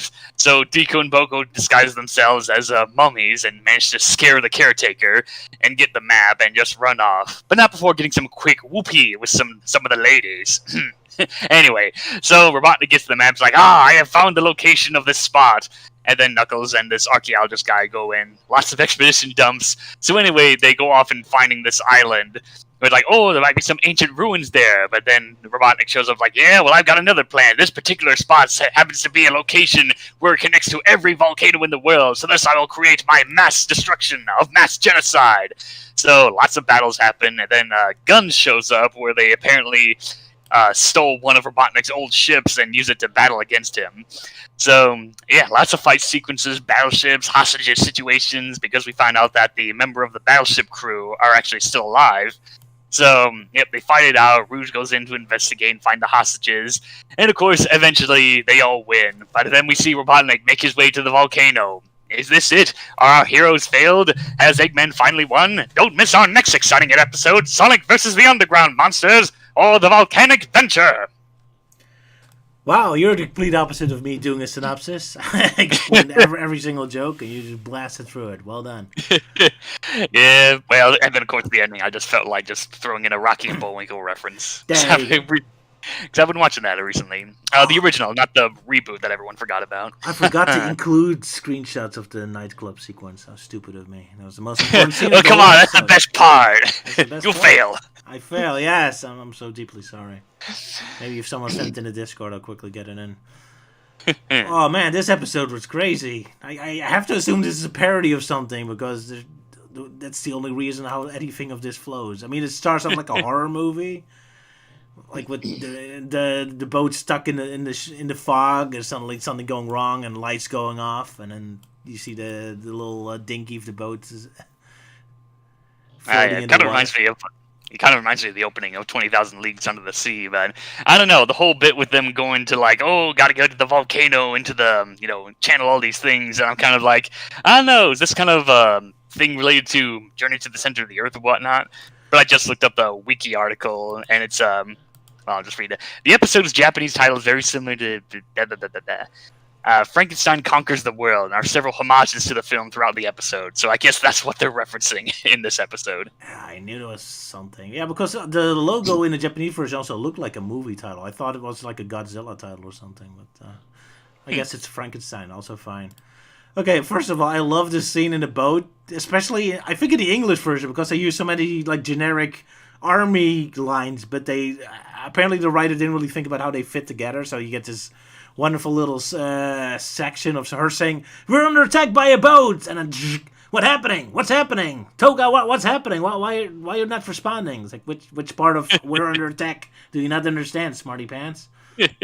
Yeah, Snake, do you read me? Snake! Pretty much, yeah. So they say generic army things, but yeah, it's like she already clearly established what's happening, and then they act like they don't know anything at all. That kind of looks like a brothel. Yes, that's kind of the point. But yeah, in the Japanese version, she says more something generic, like we're being sabotaged. Yeah. But yeah, the important part, the brothel. Yeah.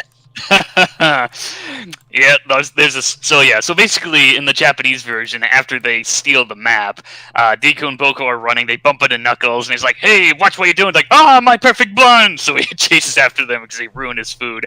So then he chases them into a harem. Sees all these, sexy ladies dancing, and Knuckles gets all, embarrassed because it's kind of stated in a few bios that he's shy around women.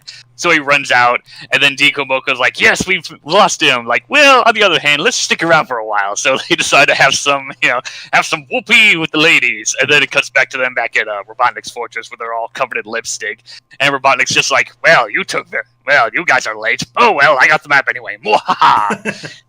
Which, of course, that whole bit was cut from the English dub. Too smexy for 4 kids to handle. So there we go. Of course, the first Sonic character to lose their virginity are the 2 robots of Eggman. Who would have thought? It's a creepy house, too, with the scary eyes looking out of it and all that. Yeah, losing their virginity. Well, finally, Deku used his head for something useful. He gave it.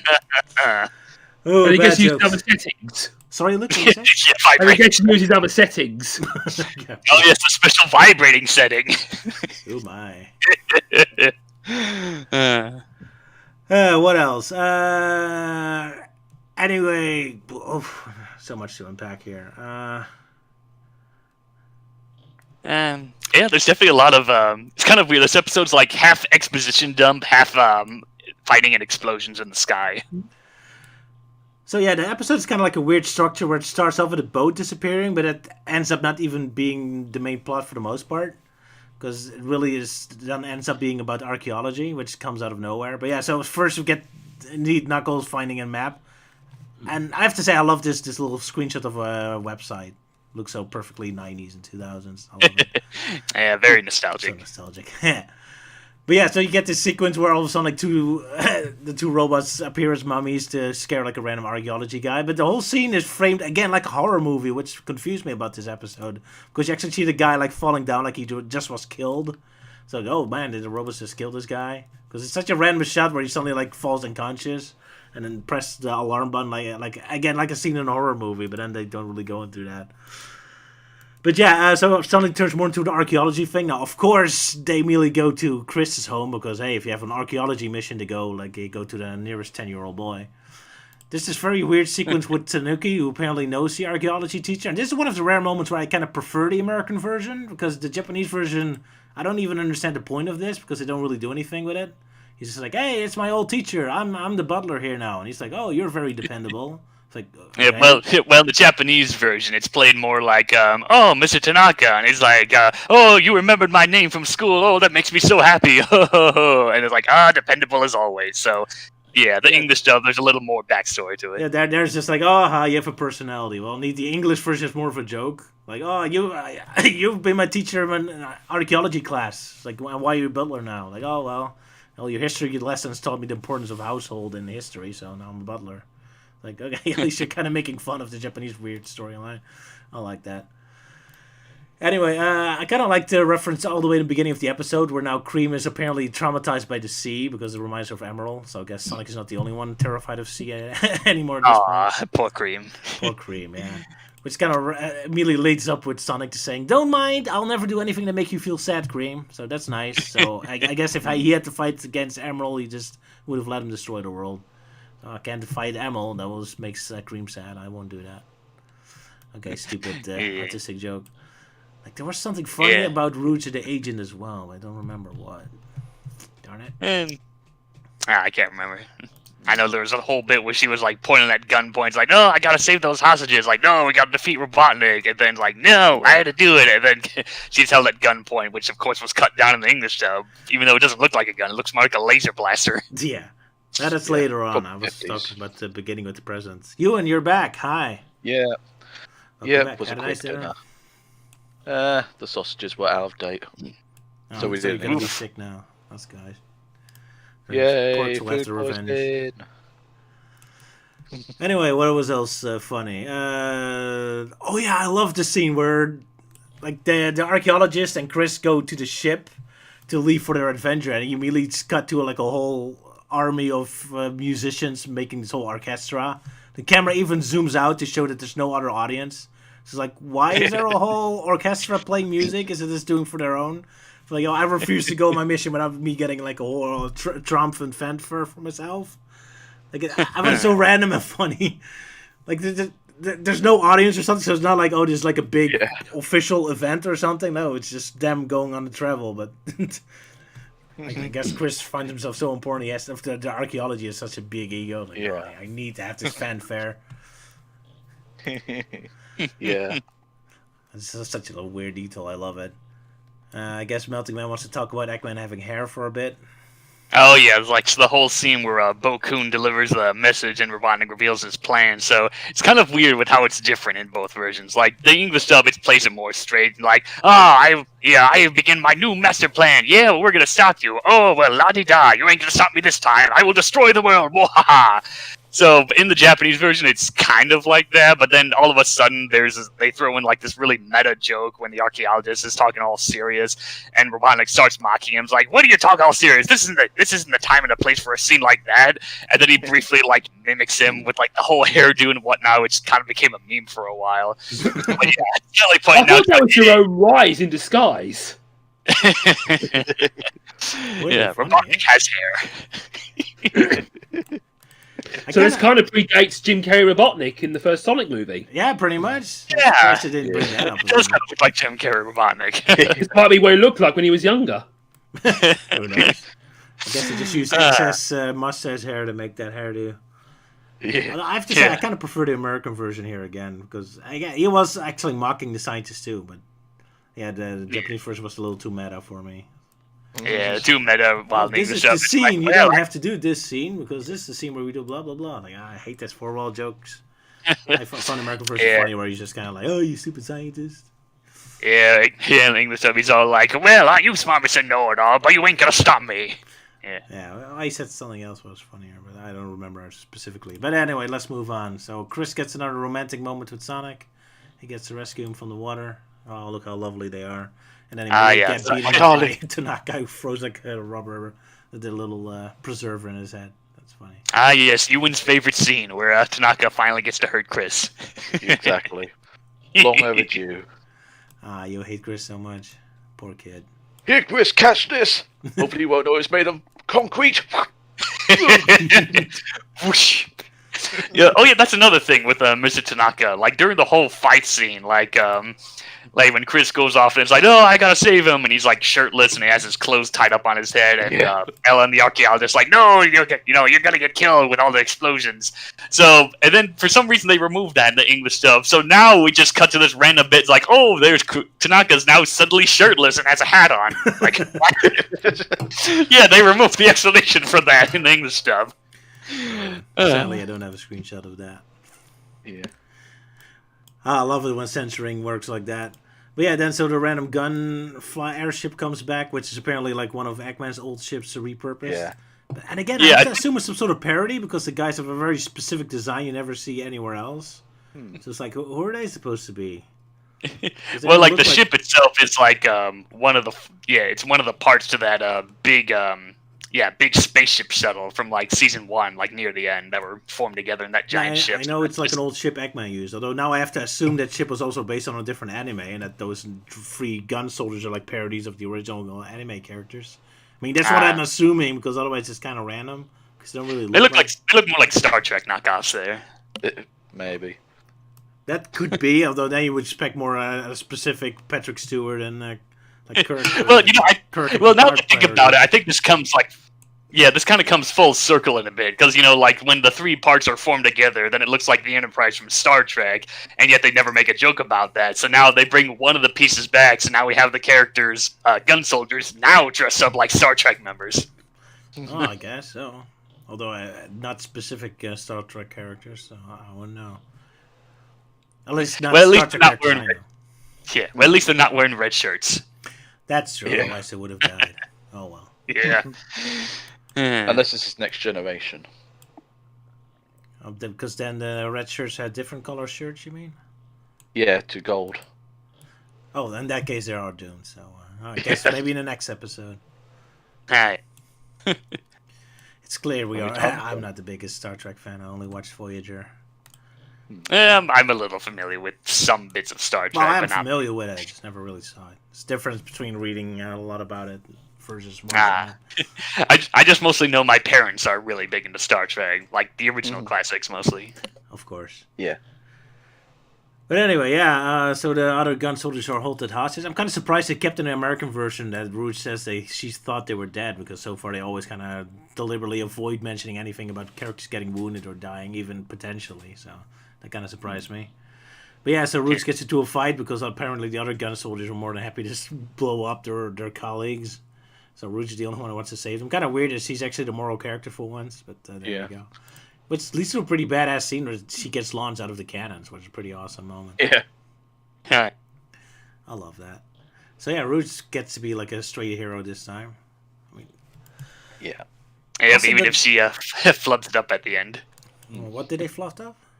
No. Flooded, like the whole bit where like Robotnik is defeated and everything. It's like, oh wait, we can still use the hostages. Like, yeah, I don't think so. And Robotnik's panicking. It's like, oh look, a Chaos Emerald. Oh, where?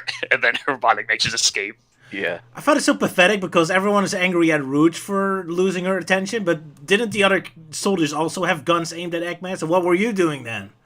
I mean, you can be angry at Rouge for being distracted, but you didn't do anything better. You were there just, maybe- just as well as her. She was distracted. Maybe they just forgot to load their guns. Yeah, but even then, they could have called Rouge, like, Rouge, she's getting away, but they don't say anything either, so you're just as Yeah. guilty as Rouge. And still, Rouge the only one has to apologize. It's not fair. Poor Rouge. Oh, well. The ship is literally just the Tengo from some old Japanese movies, according to Rhino. That's possible. I mean, yeah, look at the shot that's on screen now. At least I hope it's on screen, because it's such a weird coloring. I guess because it's supposed to be hot around a volcano, but like the whole color use is so weird. That was another reason for me why I expected this to be a parody or like a reference to something. Because it's such a weird episode. It feels so different from the other episodes. Yeah. I know it's still a fun episode. Don't get me wrong. I kind of love that they use Knuckles being a treasure hunter a little bit more, even though it's kind of random. He's suddenly friends with the museum, with the professor and all that. But at least It seems like in these recent episodes, he's been a lot more active, like away from Angel Island.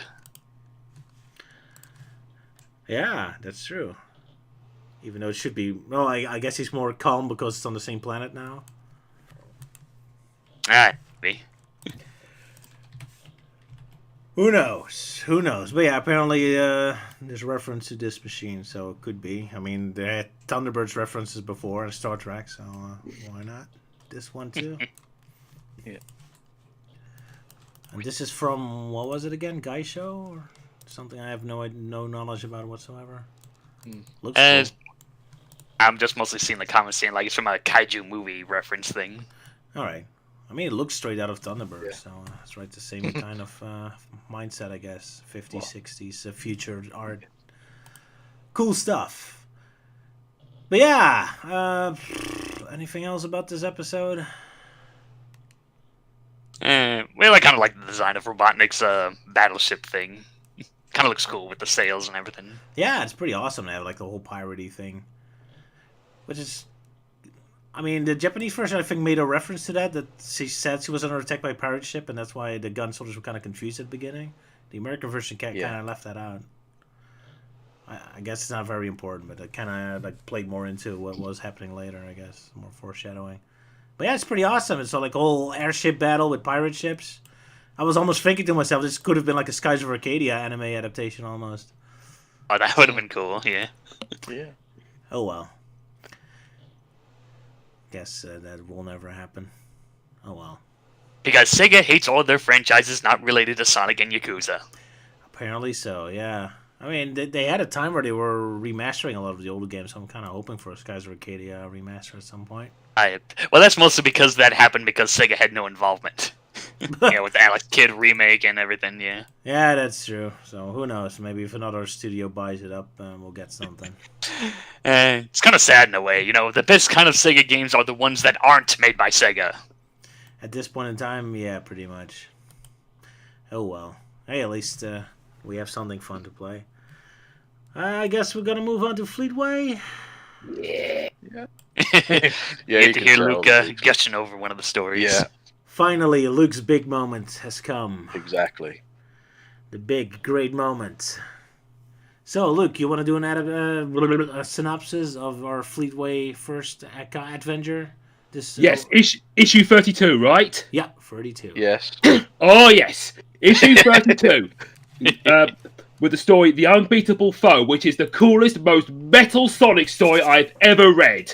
It opens up with, all the Emerald Hill Zone characters, and you've got this really sinister-looking sorcerer. It's straight out of a dark fantasy game coming in, and he's like, "Who are you, mysterious stranger?" And he's like, "I'm the mysterious traveler. I'm here to see Sonic." And so he's like, "Who are you?" And he says, "I'm going to give you a laptop thingy that makes you really, really cool and stuff."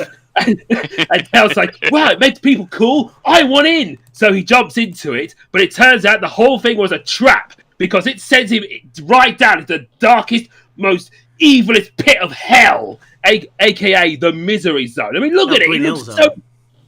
Yeah, the Hell Zone. Because look, Green Hell Zone.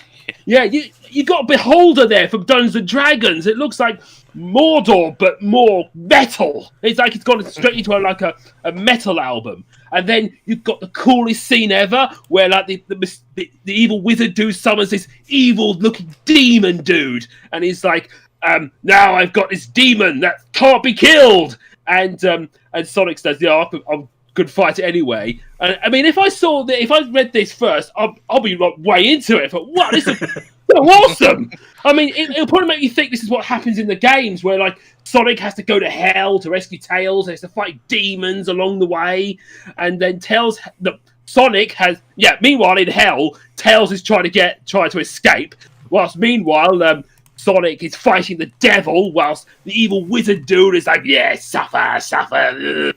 And Sonic's like, "Well, if I can't beat it, I'm going to send him back to hell." And then he goes, "No, I'm dying." He gets sucked into the laptop, and he goes so pissed off, he destroys all the demons. And then it becomes like the Missing Zone or something. Because what I love about it, you can imagine all the old-fashioned metal music, like Black Sabbath or Metallica, or you can find Rammstein or something. And then the evil wizard dude is like, "No, he's escaping." He says, "No, just leave him. Just bring him home." Just floats away. It's considerably less metal. Just floating away. After all the metal stuff, and the bad guy just like, I'm out. Perfect. Yeah. I've got to appear on a Megadeth album. Exactly. Yeah. Yeah, it was a pretty special episode, absolutely. Yeah, I love Sonic's immediately first instinct is to kick the demon in the neck. I mean, that's a good place to kick, to be fair. Yeah. Yeah, for some reason, because it's like something out of Brutal Legend with Sonic. You can imagine Sonic teaming up with Eddie as they're trying to deliver some righteous metal against it. Absolutely, yeah. Yeah, I also love the first shot because you have this very awesome metal-looking Grim Reaper guy, but then he's just going around in Green Hill Zone and on all the more upbeat character like Sally and all show up. It's such a contrast. They don't even make it more cloudy or rainy or something. You got to give special props to the artist Casanovas because his artwork is amazing here with all the dark gothic fantasy intertwining with the happy, colourful Sonic world. Absolutely. I love the laptop kind of thing. It does look like a 90s laptop. That's pretty cool. Yeah, that guy's introduction just kind of makes me think of a Monty Python reference. Just how they address it, "Oh, who are you, mysterious traveler?" "I am the mysterious traveler." There are some who call me Oh, right. Tim. Yeah, Porker's statement's great. Like, oh, right. Yes. Of course. It doesn't feel like a Monty Python joke, yeah, kind of. Or Marazuka joke. I do kind of feel sorry for the hell creatures, though, because they all randomly get killed off at the end, even though they didn't do anything. Yeah, everyone died. The end. Pretty much, yes. I haven't seen like a Sonic fan game maker making a kind of Sonic fan game where Sonic fights demons, or a Sonic, or maybe there's a Sonic Robo Blast 2 mod or something, or even a Doom mod with Sonic fighting demons. I'm not familiar with one, but hey, something is bound to come at some point. Someone make that for Sage next year. Yeah. Sonic goes to hell. There you go.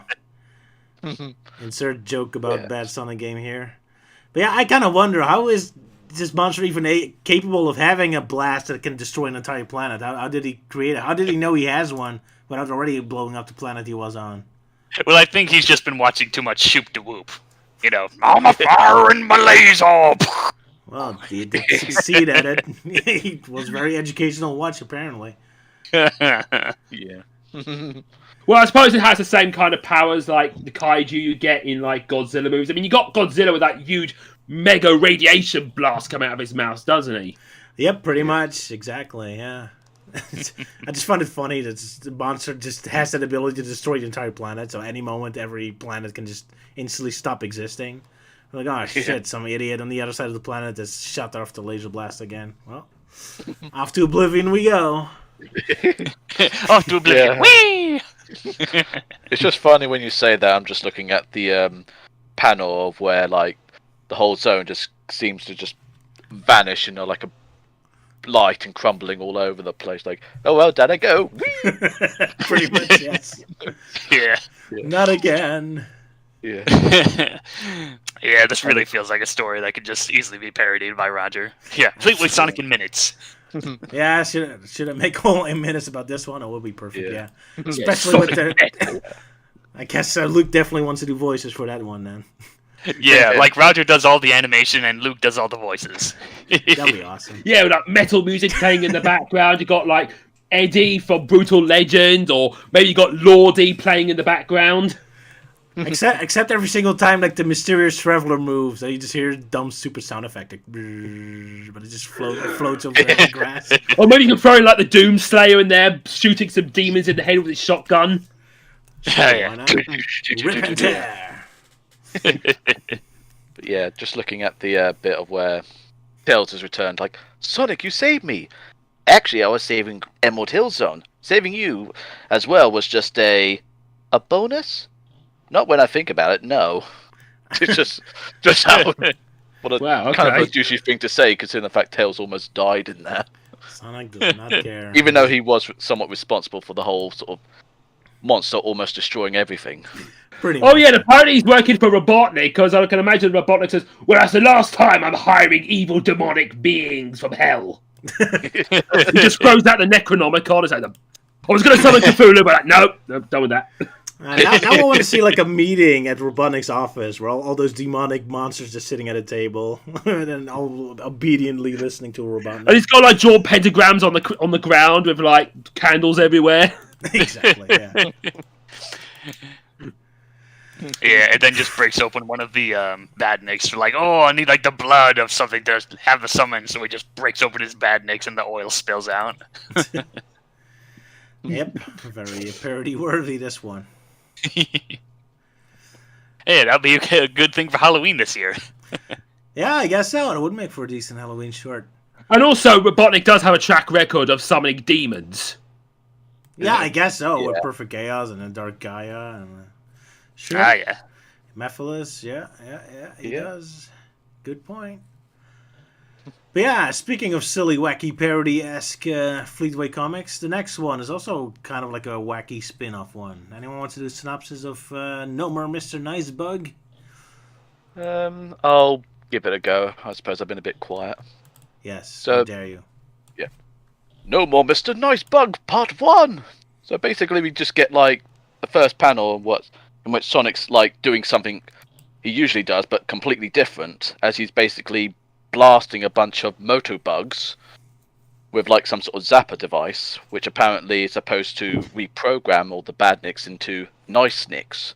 But presumably because it's a prototype, it just destroys them, and it's like, oh, typical. Porco was supposed to reprogram them, not blow them up, and he just runs off with a random trooper spying on what was going on, and then he reports in to the Badnik Army Repair Functionaries, also but shortened to BARF.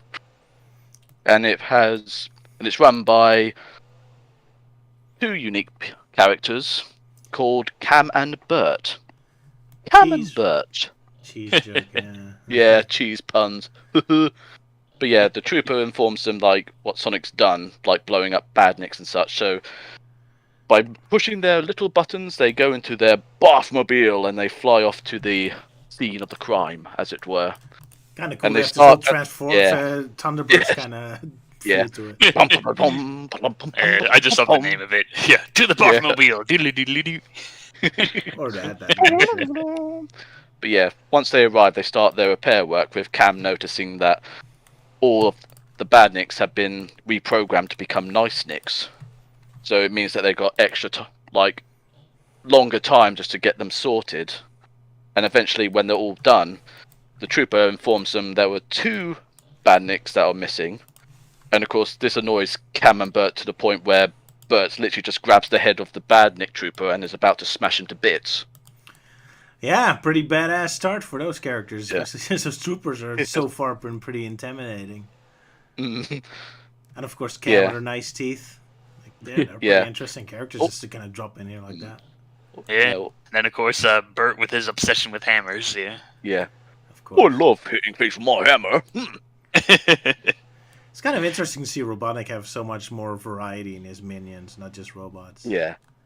Yeah, this was definitely way before Archie Sonic did it with the Dark Egg Legion and the Egg Army, where they had Yeah. other Mobians joining him, or at least forced to work for him. That's true. IDW also does Yeah. that. But it's kind of neat. They're a kind of fun comedy couple. Yeah. And of course, the artist's thing of drawing terrifying female characters, Yeah, especially he with was the so second to artistic. last panel. Yeah. Because I was seriously, when I saw that panel, when I actually got the comic, I was like, is Metamorphia back again? Just Yeah, because it of does look yeah. like that more for a girl last Yeah, I do time. find Yeah. Cam a bit sexy looking. Which is weird because the first shot you see Cam, she actually looks kind of cute. As long as you don't look too close to her mouth. Just kind of Yeah. look like Yeah. an adorable little cat girl there. But then Yeah, in it's that kind of shot, a- she's a horror Yeah. monster yet. Yeah, it's kind of weird. It seems like some of the panels she's kind of squinting her eyes a bit, and I'm just kind of like, well, at least I'm glad the writer didn't give her a Chinese accent because, hoo boy. Or a Gilbert Gottfried accent. To the Boffmobile! Diddly-diddly-doo. Pretty much, yeah. Oh, that was fun. Yeah, up to the next Sonic the Comic, where Cam and Bird actually get the cover with a weird Sonic balloon. Yeah. We get to the next story. Anyone wants to do a synopsis? I'll do the next one. Alrighty. Let's see. Right, issue 33. So we get this news reporter that Sally is now hosting. It's like, oh, Robotnik has gone missing ever since his big battleship crashed. And apparently that happened in a special that we didn't get around to seeing yet. Oh, Yeah. But did anyway- we skip one? Well, it's one of those specials that were kind of hard to get a hold of. But I did at least save one picture just because of how funny Robotnik has been drawn in that comic panel. But because it's spoiler alert of how he meets up with Knuckles. Just give me a moment. Just trying Alright, to go ahead, Melting Man. I guess we'll get you. keep going whilst I. Right, so but anyway, yeah, Robotnik's gone missing for a while, and then he's like, "Oh, Sonic and Tails need to go out." They're exploring the planet to try and find the Mad Doctor, and they talk about the floating islands. Like, "Oh, that's just a myth," but it turns out, "Oh no, the floating island is real." So they explore, they contact the freedom fighters. Oh, hey, the floating island is real. Oh, okay. And then they get attacked by these totem poles shooting arrows. Sonic and Tails run off and explore, doing a lot of damage to the ancient ruins. And oh yes, and then of course it finally ends with Robotnik is alive. Like, yes, I am alive, Hedgehog, but now I have a new assistant. Meet Knuckles the Echidna, who will be your doom. And then the story ends. It's kind of interesting how they clearly used that one promotional picture of Knuckles because he has that weird grin that he only had in that one promotional picture, and of course the pink color. So you can clearly see they only had that one picture of Knuckles, and it's worked with. like that. Yeah, it's kind of the same what they did with Amy with the spikes being up and all. I just kind of find it funny, like Sonic looks as though he's been knocked out, and all Tails can do is just simply poke him. Like, I've also noticed when reading this is similar, like how Knuckles introduced in the movie. Like Sonic's about to attack Knuckles, but Eggman, but then Knuckles punches him. Yeah, true. I guess that's a great way to show off that they're allies now. Yeah, and especially like with Sonic being knocked out, it doesn't really look like he's knocked out. It looks like he's just trying to sleep and he's getting annoyed, and Tails just pokes him and starts like, quit it, Pixel Brain. Like he holds his stomach, like he just had a big meal or something. Yeah. Oh yeah, too many chili dogs. Another thing I want to point out in this issue is that this is where Sonic acts like a right douchebag to Tails, because he's like, Tails, stop trying to talk cool, and then when Tails is commenting on a statue, he goes like, "Oh, I don't like the look at that face," and Sonic is like, "Well, I don't like the look of your face." Oh, Sonic is such a colossal dick in all the comics we have. This one, oh man. If I was one of Sonic's friends, I'd be so sarcastic against him at this point. Like, every single time he gets hurt, like, oh, you got hurt again, Sonic? You didn't pay attention, Sonic? Like, I'll be so cynical against him, because, man, he's like an asshole all the time. Yeah. That's why I kind of like his interaction with Knuckles later, because Knuckles is the only one who actually, like, has, like, a counter energy to him. Like, everyone else kind of takes it. Knuckles is finally the first one who actually throws his comments back in his face. But yeah, we'll come on that later. Anyway, first of all, I'm kind of shocked to see a news reporter character, because so far we haven't seen a single look of civilization for the Anthro characters yet, because the only thing we ever see is the stupid, like, Emerald Hill town. Yeah. So that was kind of like a weird shock effect for me. Like, oh, they have news and TV studios, apparently? Like, that comes out of nowhere. I guess not supposed to think about it. I just want to point out the image that Euan posted of how Robotnik looks. He looks like he's incredibly constipated. Oh yeah. So that's from the special then. Like, again, Dead Axon is destroyed. Well, I mean, it must be hard to take a shit while dangling off of that pipe. It is a perfect face expression, yeah. Yeah, apparently it was drawn by Nigel Kitching, who's also the writer for the Sonic stories. Fair enough. Knuckles so that's how he draws. It's like, awesome. Get out, Knuckles! I'm trying to shit here. Too much hard-boiled eggs. Egg bound. Crapping eggs now. He is an egg, and now he will crap eggs. Poor Knuckles. He looks so with his big, wide open eyes. Innocence. Until he smells. Yeah. I love the artwork. I love how Marble Garden looks like. I kind of like the Marble Garden is like the main representative of Angel Island. It's like a nice... does kind of almost seem like the artist was given a little bit more time to actually carefully refine it, because it does look a little bit nicer. Yeah, it looks really great. I love the artworks. And it's nice to finally not have Green Hill Zone as the background, but like a different zone. I also love the kind of joke with Sonic where he's attacking the Badnik because he looks so derpy, but then the spikes come out. Like, finally, Sonic actually gets hurt and screws up for once. And Tails didn't even make fun of him. That was your opportunity to fight back. Sonic, you idiot. Yeah. I'm kind of surprised they actually made Sonic's weird shield in Sonic 3 like a plot point. I keep forgetting he even had a shield in that game. It was such a weird thing. I never used it in the game.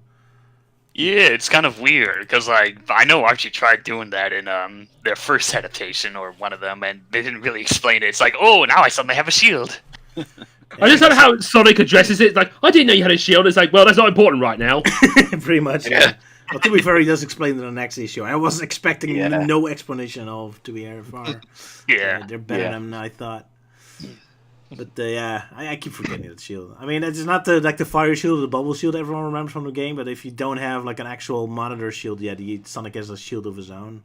But I'm not sure if that even does anything. I never use it in the game, so. It's more I think sort of it like access an extra attack. Yeah. Fair enough.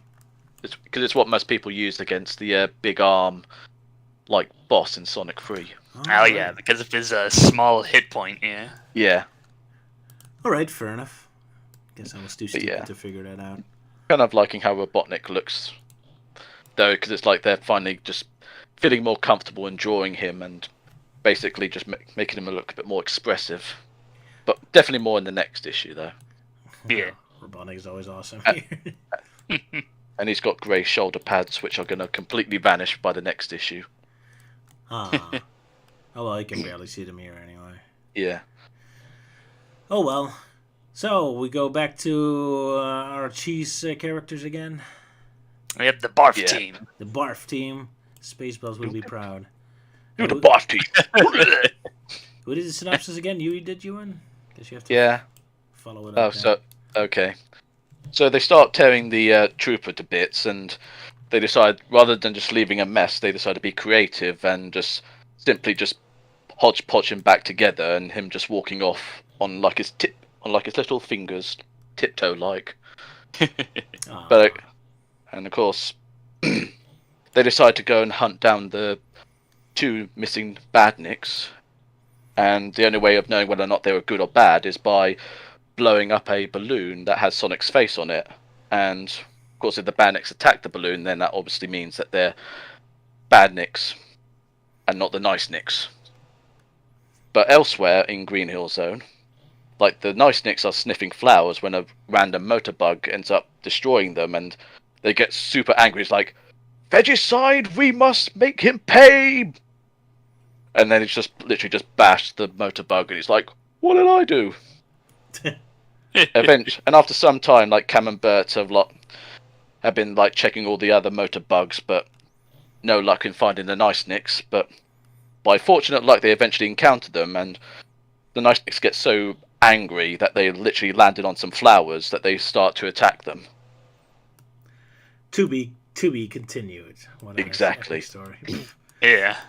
Not sure why the thrusters at the end for the motorbugs look like they're shooting out rainbows. Oh yeah, that is weird. Of course, they're so nice, and I guess they're pro LGBTQ. I guess. Yeah. Yeah, LGBTQ. the Pride team. That's how nice they are. How nice. Yeah. And the first picture of the robot being destroyed is so gruesome, with the old wires coming out of it, almost like it's. Yeah, it looks so violent. Yeah. I imagine the artist must have had fun doing that. I bet. One thing I also seem to notice is like in that panel, his like arm is literally just trying to get away. Yeah, that looks funny. Yeah. It's a nice little slapsticky detail. Yeah. Yeah, one weird detail I noticed, like the whole deal with them using the Sonic balloon to see like which one's evil, which one's nice, and I guess the balloon is alive because it seems like in every panel it keeps changing its facial expression. Yeah. Like first it's like, "Arr," and then when they shoot at it, he's like, "Oh shit!" Like, oh crap. That's an awesome detail. Yeah. Yeah, I love it. I love it. Just having these background characters, such a weird like Discworld moment. It's like, okay, let's focus on who's repairing the badniks. Like, yeah, that's kind of a good point. Mm-hmm. Does anyone do that? Yeah.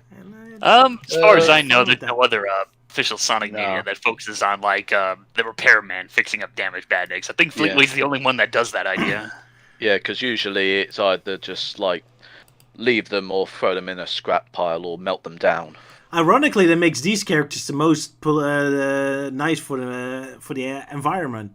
Because Sonic just leaves all the junk laying around. Like, yeah, whatever. They're actually cleaning everything up, so Sonic should be grateful to them. Indeed. Yeah. It's kind of fun to have bad guys as main characters. I was kind of...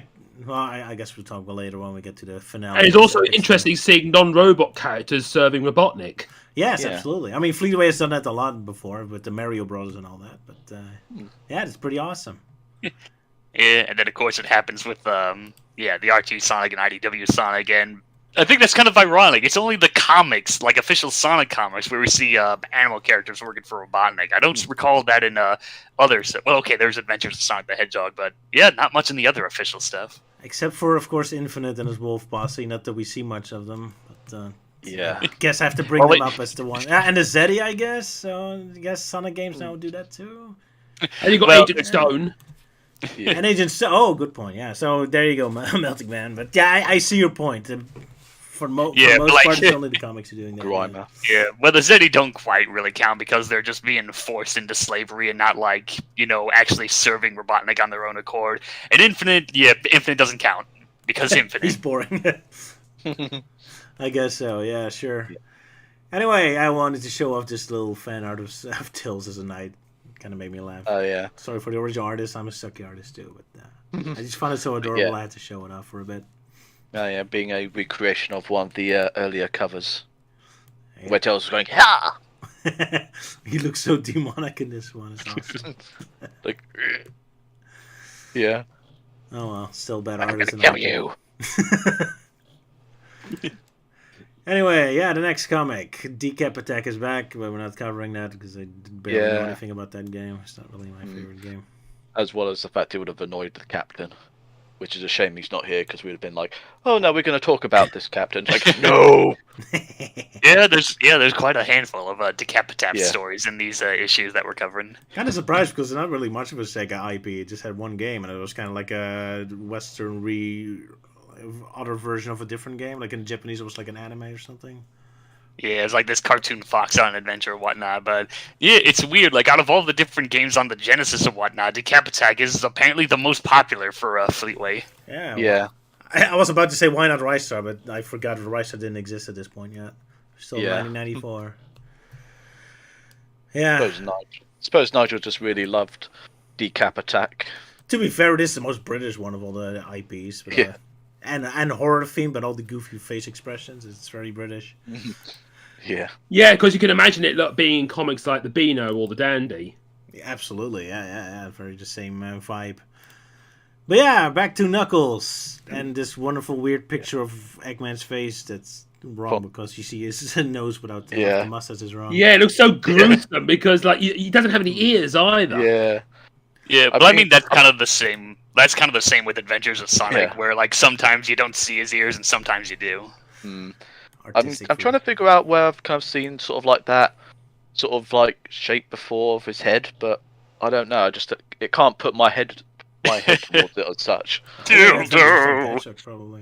And also, it kind of No. makes it look like he looks like without a moustache, and it kind of gives him like Yeah. that worm-headed look. Yeah. Oh yeah. Maybe that's why I was thinking of Earthworm Jim for some reason. I don't know why. Yeah, Robotnik is secretly Earthworm Jim, just Yeah.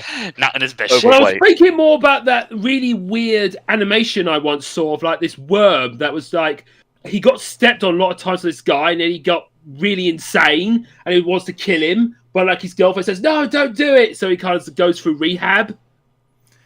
Doesn't ring a bell. No one ain't familiar with that animation? Not really. Sorry. Which one? There's this animation that with this really freaky style, this worm that's like keeps getting stepped on by this guy, and he goes like really insane, and he like freaks out, and he wants to kill him, but then It's that short made by that guy, the creator of Ren and Stimpy. Yeah, yes. Okay. yeah, that was a really crazy one. Yeah, especially in the opening, he's all like, "What are you looking at, you filthy children?" Yep, that sounds like Ren and Stimpy, all right. But yeah, I'm willing to bet that this drawing of Eggman could very easily be turned into an Earthworm Jim drawing if you kind of remove the nose and the mustache and kind of make his top of the head go longer. I mean, even his suit kind of looks like Earthworm Jim's suit from this perspective. So yeah, I guess you could do that for fun. But yeah, I want to do a synopsis of this exciting adventure. I guess I might as well for once. Anyway, so Robotnik reveals his companionship with Knuckles, and Sonic gets to fight. So Knuckles immediately punches him in the face, and a lot of fighting is going on. Knuckles gets to show off his cool moves. Sonic gets to show off his cool moves. Nothing super special going on. Although, yeah, poor Marble Garden gets completely destroyed in the fight. Guess Knuckles doesn't really care about it in this version.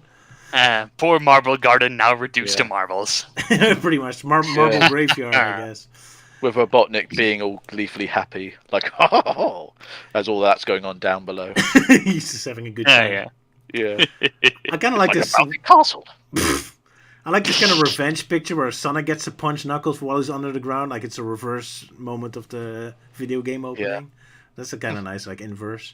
Anyway, yeah, instead of Sonic trying to defeat Knuckles, he just kind of relies on Tails to escape. So, one of the super rare wholesome moments between Sonic and Tails. Don't get used to it, kids. But yeah. Tails gets to do something cool for once, and he captures Eggman into a net, which is a surprising turn of events. I was not expecting to suddenly go in that direction. But yeah, Robotnik gets captured, Tails flies off, Sonic uses speed to get onto Tails' plane before Knuckles can get there. And that's pretty much how we stopped this adventure. So that suddenly interrupted the whole Sonic 3 adaptation. Yeah, I really do like the fight between Sonic and Knuckles, and especially like with Knuckles digging under everywhere, destroying the area.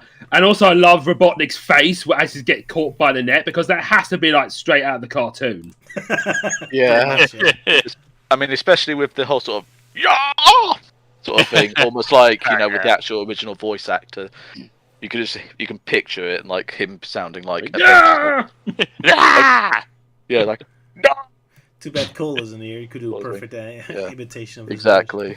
Yeah, and they get dragged away. It's pretty much all like, "Oh no, net, my only weakness."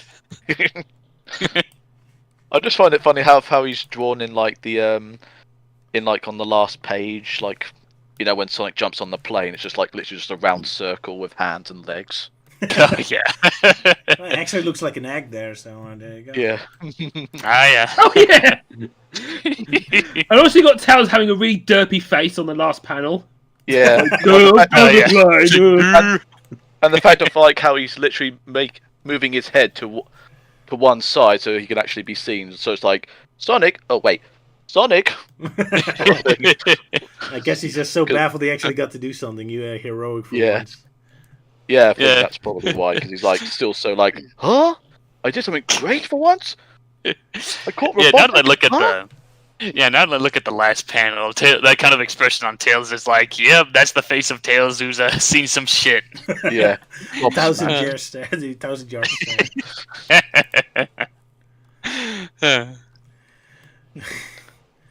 Oh, well, to be fair, I would have that face too if I looked that Robotnik in the face.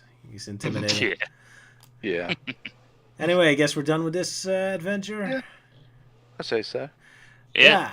Later on, we get to see the Sonic Spinball for the Game Gear was only released now, which kind of shocked me because I was expecting that one to be released at the same time as the Genesis game. So that was kind of like a weird surprise for me. Well, I think it's specifically listing the Game Gear version. Yeah, that's what I meant. I thought the Game Gear was at the same time as the Mega Drive version. Yeah. So I was kind of shocked to see that Sonic Spinball for the Game Gear was only released now after Sonic 3. Let's see. Raves, another playable. Raves, colors are a little dull. Overall, 80%. Yeah, whoever gave that version an 80% needs to see a medical doctor. Raves, very playable. So there you go. It's very good because you can play it. I guess that's a good point. Yes. Also, a very historical moment. Daffy Duck in Hollywood. This started this weird trend in the mid-90s where every platformer was about television or Hollywood for some reason. Yeah. I mean, Gex, like and you had Bug, and you had... a cool spot in Hollywood, yeah. Yeah, and Garfield caught in the act. And Daffy Duck in Hollywood, and Cool Spot in Hollywood. That was such a weird trend. And Woody did that too, I guess. Especially since most of those games never even utilized their theme all that well. It was such a weird trend. But here it started, I guess, with Daffy Duck in Hollywood, so there you go. Yeah. Historical moment. Here there was another weird thing that's kind of surprised me. They say that Sonic Magazine actually had a Holland version, which shocks me because I don't remember. Yeah, called Sonic Magazine. Sonic the Comic invades Europe. My God. Yeah, so apparently it did have a Netherlands version, which I never saw. Yeah. I mean, I did see a couple of those comics in album form, but never as a magazine. The German one looks a bit strange. It's got like stuff covering Wrestling. Yeah. And about the Coneheads movie. Oh yeah, that weird head there. Very random. I guess they added a lot more random stuff. Action comic, Mr. T. Why are we reading the British version? We should have read the German version. And we had a Mr. T comic. New Sonic the Comic. Sorry, Mr. T. I just had to. Or Sonic video game and Fumetti. Video game committee. And then just Sonic Magazine. Yeah. Yeah, I can't tell what the France one says. Like Sonic BD and video. Just Vigi. Use Use video. video. Use video, I think. Just like with an exclamation point at the end. Yeah, Like with that shouting. cover, with that cover and that title, it actually kind of looks like a Sonic VHS tape in a way. Yeah, kind of. Yeah. Weird little logo thing. Featuring Wonder Boy. Wonder Boy. Wonder Boy. Get some respect. Although he did get a new Yeah. remake game last year. Yeah. Anyway, back to our favorite cheese characters. Ewan, you want to do the honors again? Okay. Yeah, since it's the last one, okay.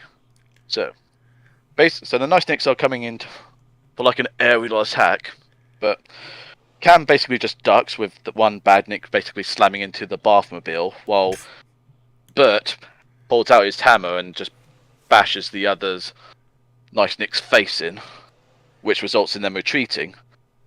Pretty But they strong. decide they decide rather than just simply just leave them be or destroy them, they just go make chase with Bert having fun going through the loop-de-loop. This is the Yeah, only pretty- time we ever see a non-Sonic character type try to loop. That was kind of interesting to see. I just how he casually walked up it. Yeah, wee. I love these loops. Nice ballad loops. But yeah, it's funny to see like a character with more human properties. Anatomy. Like an anatomy, and he trying a loop. It looks so funny because we never see that. So that's pretty awesome. Yeah, go on, Ewan. Sorry. Yeah. The Badniks decide to basically hide along a cliff face in hopes they won't find them, but unfortunately for them, they're discovered and they both literally just jump on them all Mario style and just go bonk, bringing the little kids inside. And they think like, hooray, we're free, but grabs them and basically ties them to his back as they start to build a new Badnik from the past. It's like they're ruined. part of his tools. Like they're Yes. just stuck on his tool belt. Like, oh, here's Yeah. the batteries. It's such Making a wonderful this, piece like- of dark humor. I love it. Yeah, making a monstrosity of a motor bug with 3 eyes and multiple jets, and clearing out the Nice Nick program from within. So, shoving the kids in there and it flies off to its own shape. Yeah, it's like, oh, push harder, they'll fit. Yes. Yeah. And they never get And that- saved. That's the best part. This Yes. They're forever trapped in this mutant Yeah. Yeah, hybrid. it's really gruesome what happens to these kids. Yes. And of course, Cam and Bert fly off, believing they got all the Nice Nicks, and happy that they're not going to cause some sort of like a Nice Nick plague. But yeah, there's a motor bug that's sniffing the flowers. Dun dun dun. And we know through The IW end? comics what happens if there's one Yes. flying bug with a virus. Yeah. Of course, it's never going to be followed up again. Is Yeah. it? So the kids Um, never get saved. Hooray! Yeah. Happy ending. I mean, obviously, Cam and Bert will actually return Oh, that's in nice. an odd 1 or 2 stories, but obviously with the kids, I don't think that ever gets resolved. Yeah. Yeah, I don't think like Cam and Bird didn't appear that much. Like there was maybe one Nah. or 2 appearances, but yeah, it's kind of a shame. I find them very entertaining. Yeah, Exactly. they're a great duo. And again, it's a very unique perspective we never get to see. I love it when you get a unique perspective, just like with Sonic Adventure, where you play as Gamma for a bit. It's like, hey, we get to play as a Robotnik robot Yeah. for once. Hmm. It's a shame that that kind of perspective never gets utilized much. But yeah, that was a pretty fun comic. Anyone else have Yeah. something to say, Luke? I just think it's a pretty fun comic, and like especially what happens to those poor little kids. He got strapped to his back and then stuffed back in the machine. It's like something out of a gruesome children's program. Like, be nice, kiddies, or he'll get you. Exactly. Man, you Brits are so dark. I love it. It's great. Just We'll comics become- starring the bad Push guys. hard. Because I was so expecting them to get beaten up at the end or something, but no, they're No. actually the main characters and they have their Yeah. happy ending. Yeah, also, you don't get that sort of thing in other Sonic media with Yeah. like children characters being horribly tortured. Yes. It's pretty much the equivalent of Anakin killing the younglings. yeah. So, except Mr. playful laugh. Robotnik, what are we gonna do?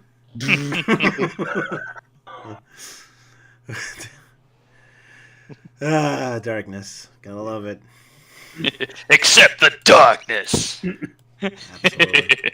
I like my Sonic darkest coffee. And bitter. As dark as shadow. Exactly. The darkest shadow of Shadow. Of course. So, next comic. Robotnik has been Robotnicked. Puns.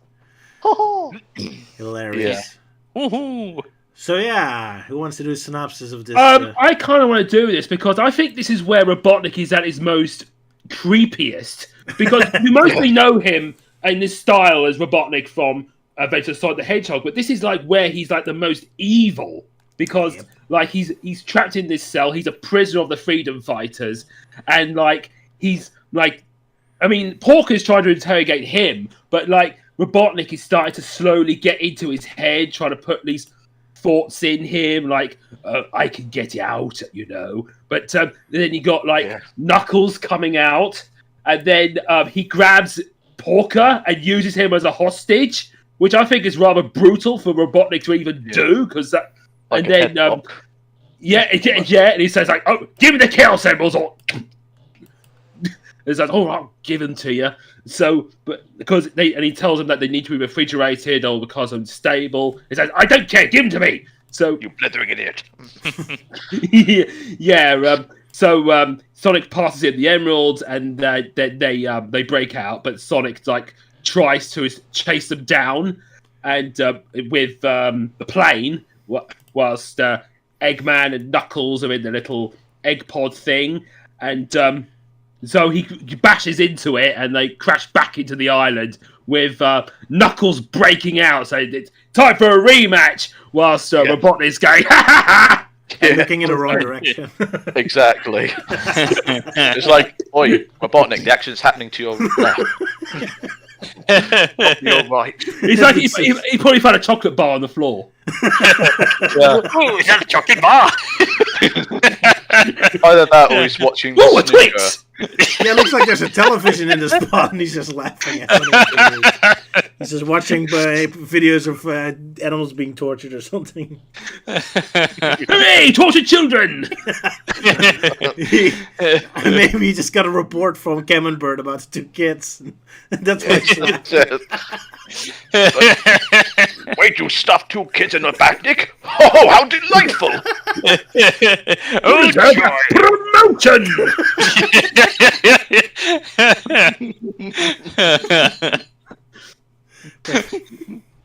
He looks so happy. I'm so happy for Robotnik. Yeah. But yeah, this comic, it starts so stupid because they send poor Porker down there, even though he's super scared. Like, what do you think he's going to get from this interrogation? And then Sonic is angry at Porker somehow. Like, you're the idiot who sent Porker down there. What do you expect to happen? Yeah. Like, aren't you supposed to torture him or at least intimidate him somehow and not to send Porky Pig down there? Yeah. Especially with how Robotnik is like, I had a dream about what I was going to do to you when I escape. And of course him like having a bit of a smile going on when he goes when like Porker says, if you just answer the questions, everything will go a lot smoother. It's like oh dear. Yeah, and he's like, oh, I got a bad Nick, which is just the right size for a pig. Yes. Robotnik's pretty awesome, yeah, here. Although secretly, I kind of wish that Robotnik would play along because it's so dumb anyway. It's like, okay, fine, I'll answer your question. It's like, what kind of bad nicks do you make? Oh, I don't know, like scary ones that capture you. Or what do you expect for kind of new information, dude? Like, it's already so pointless. What I also like about this story arc is this is where we get to see Adventures of Sonic the Hedgehog style Robotnik interacting with Knuckles, because I think the original show ended before he got a chance to appear. That's true, yeah. Yeah. I mean, did Robotnik ever interact with Knuckles in Sonic Underground? Yeah. Yes, because that was the first cartoon he appeared in. All right, so I guess that's... Besides the OAV. Yes. Oh yeah, OVA. Yeah. Although he never really interacted with Knuckles in that one. Not too much. Yeah, not too much. Just as part of the team with Sonic, but not really Knuckles specifically. Yeah. But it's kind of noticeable of how Knuckles is gradually starting to change colour from, like in the first two issues he was pink and he's now basically a reddish purple, and in the next issue he's going to be red. Because it's like, oh crap, wrong colours, we got to start gradually changing his colour. We shouldn't look at Sega's crappy promotional art anymore. Yeah. Poor artists. Although they And do copy a lot from the original game. I mean, Marble Garden looked very good, and a lot of the Badniks are copied directly too. So, yeah. sorry, did I interrupt? I was just rubbing my nose. Fair enough. Yeah, how dare you interrupt Euan's nose? Yeah, well, stupid. Exactly. Things anyway. Yeah, I guess Just we're like done you. with this one. Yeah. Do we go to the next one? All right, go to Till's new exclusive adventure. Yeah. The art's starting a bit rough, although it gets a lot better Yeah. later on. Okay, he wants to do a synopsis of Indiana Blade Runner Tales. Don't run on the block. Yeah, I guess I'll do this one Block. for Tails. What? Yeah. I just only said block for some reason. Block. Don't run on the block. And there's an article on the Pagemaster game. Memories. Well, the movie, not much the game. Yeah.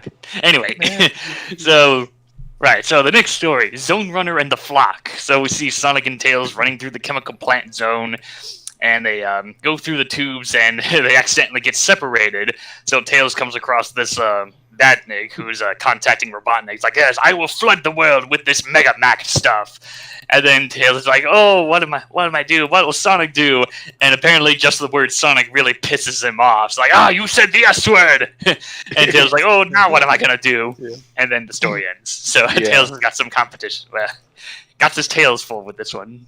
I just kind of find it funny of how Robotnik looks, because in the first He one... looks so you see him- creepy.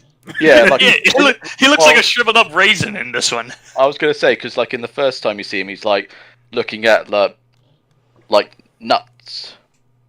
I think he's called. He looks like he hasn't slept in 4 years. Yeah, which is how it looks. But then in the next panel, it's like some invisible hands literally just stretching his face. Yeah, it does. It's just like. Gotta stay awake. The artist clearly needed extra time to get used to it. The first panels really look awful. Although I do love how the robot looks like, but not so. Yeah, and he got this necklace that kind of looks similar to like a necklace of shrunken heads. Yeah. Yeah. Oh yeah. And the fact they all talk to him as well. It's like, it wasn't any of us, oh mighty Nutsan. Yeah, there's So like so I don't many of think- them. So. Yeah. I'm just going to say, like, maybe calling him Nutsan isn't that great because I'm almost called him Nutsack. Yeah. Well, you also got the adult, subtle adult thing as saying the Yeah. S word. Yeah. Yeah. You think of a different S word there. Yeah. I mean, basically, if you just, like, use that out of context, like, people will be going like, What did he say? Did he say the S word? Yes, they said Sonic Yeah. Sonic 06. Dun dun dun. And also seem to notice that Nuts and Bolt is apparently has a very human tongue. Oh yeah. Apparently so. Guess the Robotnik pulled out the tongue of a different pork, the pig that he hated. Yeah. Twisted into Well, the- maybe like the animal is like still inside Yeah. that robot, but his tongue is like stretched out all the way just to get into the robot mouth. Nice creepy thoughts. Well, yeah. All right, I guess we move on then. Mhm. Let's see what else. Yeah, I not found. much to say about this story. Yeah. Yeah. All right, so I found it noticeable in Fleetway they give hints at all the zones in Sonic 3, and yet they neglect to say Carnival Nights how you get past the barrel. So thanks, Sonic Fleetway. Very good thing to leave out. I mean, even in this magazine mentions that to get past the barrels, you have to jump off at it with the right timing, which is what most people try to do, and it's not the right tactic. So bad Sonic Fleetway, very bad. Yeah. For years we've had to deal with the Barrel of Doom, and I think the only time they actually tried fixing it was it's probably Sonic Jam with the different options, and as well as Sonic Origins with the different animations that Sonic and Tails have for the barrels. And Sonic Lego Dimensions, where you can just blow it up. Man, Yeah. Blow it up and build it into a platform, yeah. But yeah, I don't see who the person wrote it, so you're lucky person that you didn't leave your name in there, otherwise we'd all gone after you for not telling us how to actually get past the battle. Yeah. For all the traumatized British people, yeah. Yeah. We'll hunt you down and guzzle you like a fish! How dare you call this Sonic Soul? Yeah. Leaving the biggest issue out of it. Also, I had to bring up with the Decap attack. Decap attack. Yes. Because I just love the professor's face expressions. Yeah. They look like Oh, yeah, Luke, very but good. drew them. It kind of reminds me of Luke's drawing style a bit. But he Yeah. draws Oh like yeah, a professor. it's the Domeister's long lost cousin. Pretty much. Yeah. The professor. The professor, yeah. Exactly, yeah. And of course, we have to show this fan art of Tails that looks amazing. And Knuckles with Oh, little yeah, sunglasses. Looks like he has a beard. I also like the cosplayers in the photo zone, and one image Oh, is yeah. the kid's face over a Sonic image picture. Oh, yeah. Oh yeah, that one. Yeah, the they costume literally just- does. Yeah, cutting out like his face and just sticking it on top of Sonic. Okay. Yeah. Yeah, the costume stuff, yeah. Making fun of children. I going to hell. Exactly. Oh well, I'm a good company there, I'm sure. A lot of cool people go to hell. Anyway, next comic where we get Tails in his Indiana Jones jacket or Blade Runner jacket or whatever it's supposed to be. So let's go to the next comic. Sonic vs. Knuckles again. Wants to do the synopsis. Round 2. Round 2, yes. Dun, dun, dun, dun, dun, dun, dun, dun, dun, dun, dun, dun, dun. No, that's more combat. Doon, Why doon, not? doon, doon, doon, doon, doon, doon, doon. I just love how gritty and serious the cover is, with Tails Yes. standing there with its jacket. Yeah, it is. It does look very epic. Yeah. He's the leader of the flock. Now he's leader of the flock. It's a question mark. Whoa. Tails in Yeah, hot water. Oh boy, he's gonna take a bath. How dare he? But it's not Saturday night. Saturday night, doo-dee-la-dee-da-da-da. Anyway, I guess I'm doing yeah. the synopsis. So, Sonic versus Knuckles, yet again. We get a second time where Sonic uses his gameplay shield thingy from Sonic 3. This time Yeah. giving an explanation that it has to do with his speed or something, whatever. Yeah. Yeah, he's like, what? He Just vibrates the vibrating air the air. molecules. Yeah. It sounds like a Super Friends kind of thing from the 70s Yeah. cartoon.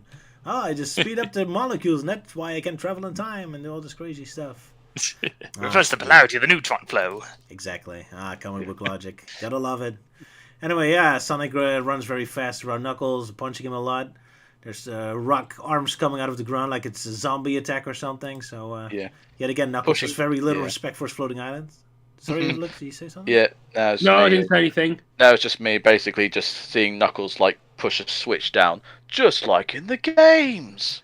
Oh my, yeah, good point. Yeah. They do put a And lot they more. sprout out giant stone hands. Not like in the games. No. They were metal arms, I guess. Yeah. Nah. But anyway, Maybe yeah, that's then they go to the altar, and it looks kind of shockingly a lot like Sky Sanctuary. It looks like a Sonic Generations because it's a more white. Oh, yeah. It almost does. Kind of surprises me. Yeah, and here we again have the Gale's Emerald altar outside rather than inside in Hidden Palace. So I guess more Sonic Adventure-esque here. That's also kind of surprising. Yeah. But yeah, so Robotnik and Knuckles finally managed to get it to the altar. Eggman has all the Gale's Emeralds except for one missing one. But not a problem because Eggman has like a backup thing that can also work as a Gale's Emerald. Yeah. As if we're Now getting he a has- preview of Sonic Adventure 2 or something. So fake Emerald takes over. And Eggman turns into Super Robotnik. Dun dun dun. And Yeah. Mealy Tails- Phenomenal cosmic powers. and turns Tails into glass. Let me show you how big a man I could be. And he also is so big. For some reason, he immediately wastes his power by defeating Tails, even though Tails never really does anything. Like, focus on Sonic first. Yeah. Not that it I know, matters maybe it's- because... Yeah, what? Well, I was just going to say maybe he's just annoyed over the fact that Tails caught him in the first place. I guess that's a good point, yeah. Immediately Like, having just to revenge. make sure. Not to get more rope over me. Yes, I don't want to be caught in that net again. But yeah, plot twist, Knuckles never really trusted with Robotnik fully, so he actually hit the last Gale's Emeralds because apparently the Grey Emerald has the power to stop all the other Emeralds. Which, was that established before? I don't remember that. Probably not, but then again, I don't. This was before like the Master Emerald was actually introduced in. Yeah, Sonic this and was Knuckles. way Yeah, I know, before. I wasn't referring to the games, but just Fleetway Yeah, no. itself. Because I'm treating Fleetway as its own Yeah, universe. because I think they maybe had some mentioning about that there was supposed to be a seventh Chaos Emerald, but it got lost. Oh, that's- yeah, they they set briefly that up, mention and that that's power to stop all the others. But yeah, whatever. So Knuckles used this as a test to test Robotnik's loyalty, and of course Robotnik betrayed it, so Knuckles can immediately melt Robotnik to a puddle. At least that's what it looks like, but apparently it just Yeah. teleported him back to Earth. How nice Yeah. of Without Knuckles. the power. Oh, back Yeah, to he Mobius, says sorry. Yeah, he says that he transported back Robotnik back to Mobius, but I'm sure in reality he just banished him to the Shadow Realm. Unfortunately, he escapes very soon. But yeah, for now, this ends our story, so that's nice. So, guess we go back to Tales and the Flock, Part 2. Who wants to do the synopsis of that? Or just someone want to talk about the conclusion of Gale's Emerald thing? Sorry. Yeah, I think he looks good. I mean, you got a pretty good fight. I mean, then and also Robotnik getting all super powerful, and Knuckles just defeats him with a grey emerald they just happens to have, and In his hiding. ability to summon giant hands. Yeah. Kind of random out of nowhere. But of course, where like Sonic is saying, Tails, I'm being crushed. Do something. I can't stand much more. And like Tails is like panicking, like thinking Sonic's actually getting crushed. But then Sonic says, "Just kidding, little buddy." And Tails responds like, "Yeah, Porco Louise is right. You do have a weird sense of humor." Yeah, this Sonic is really a dick as usual. Yes. Yeah. Oh well. That's Fleetway Sonic for you. Also, they have fixed the first panel where Robotnik actually looks pissed, as though he goes, "Yeah!" Like Alright. maybe he's more annoyed at Knuckles. Like, damn it, Knuckles, you broke the glass. No, I can't watch my show anymore. Wait a minute, there's no chocolate bar in here. Yeah. But he's Oh still yeah, in like the wrong direction. the Yeah. aftermath. It's like, hey, and it's like, "Arr," when he realizes like it's not what's going his way. Yeah, everybody's like, Knuckles, you're stealing my screen time, damn it. Poor Robotnik.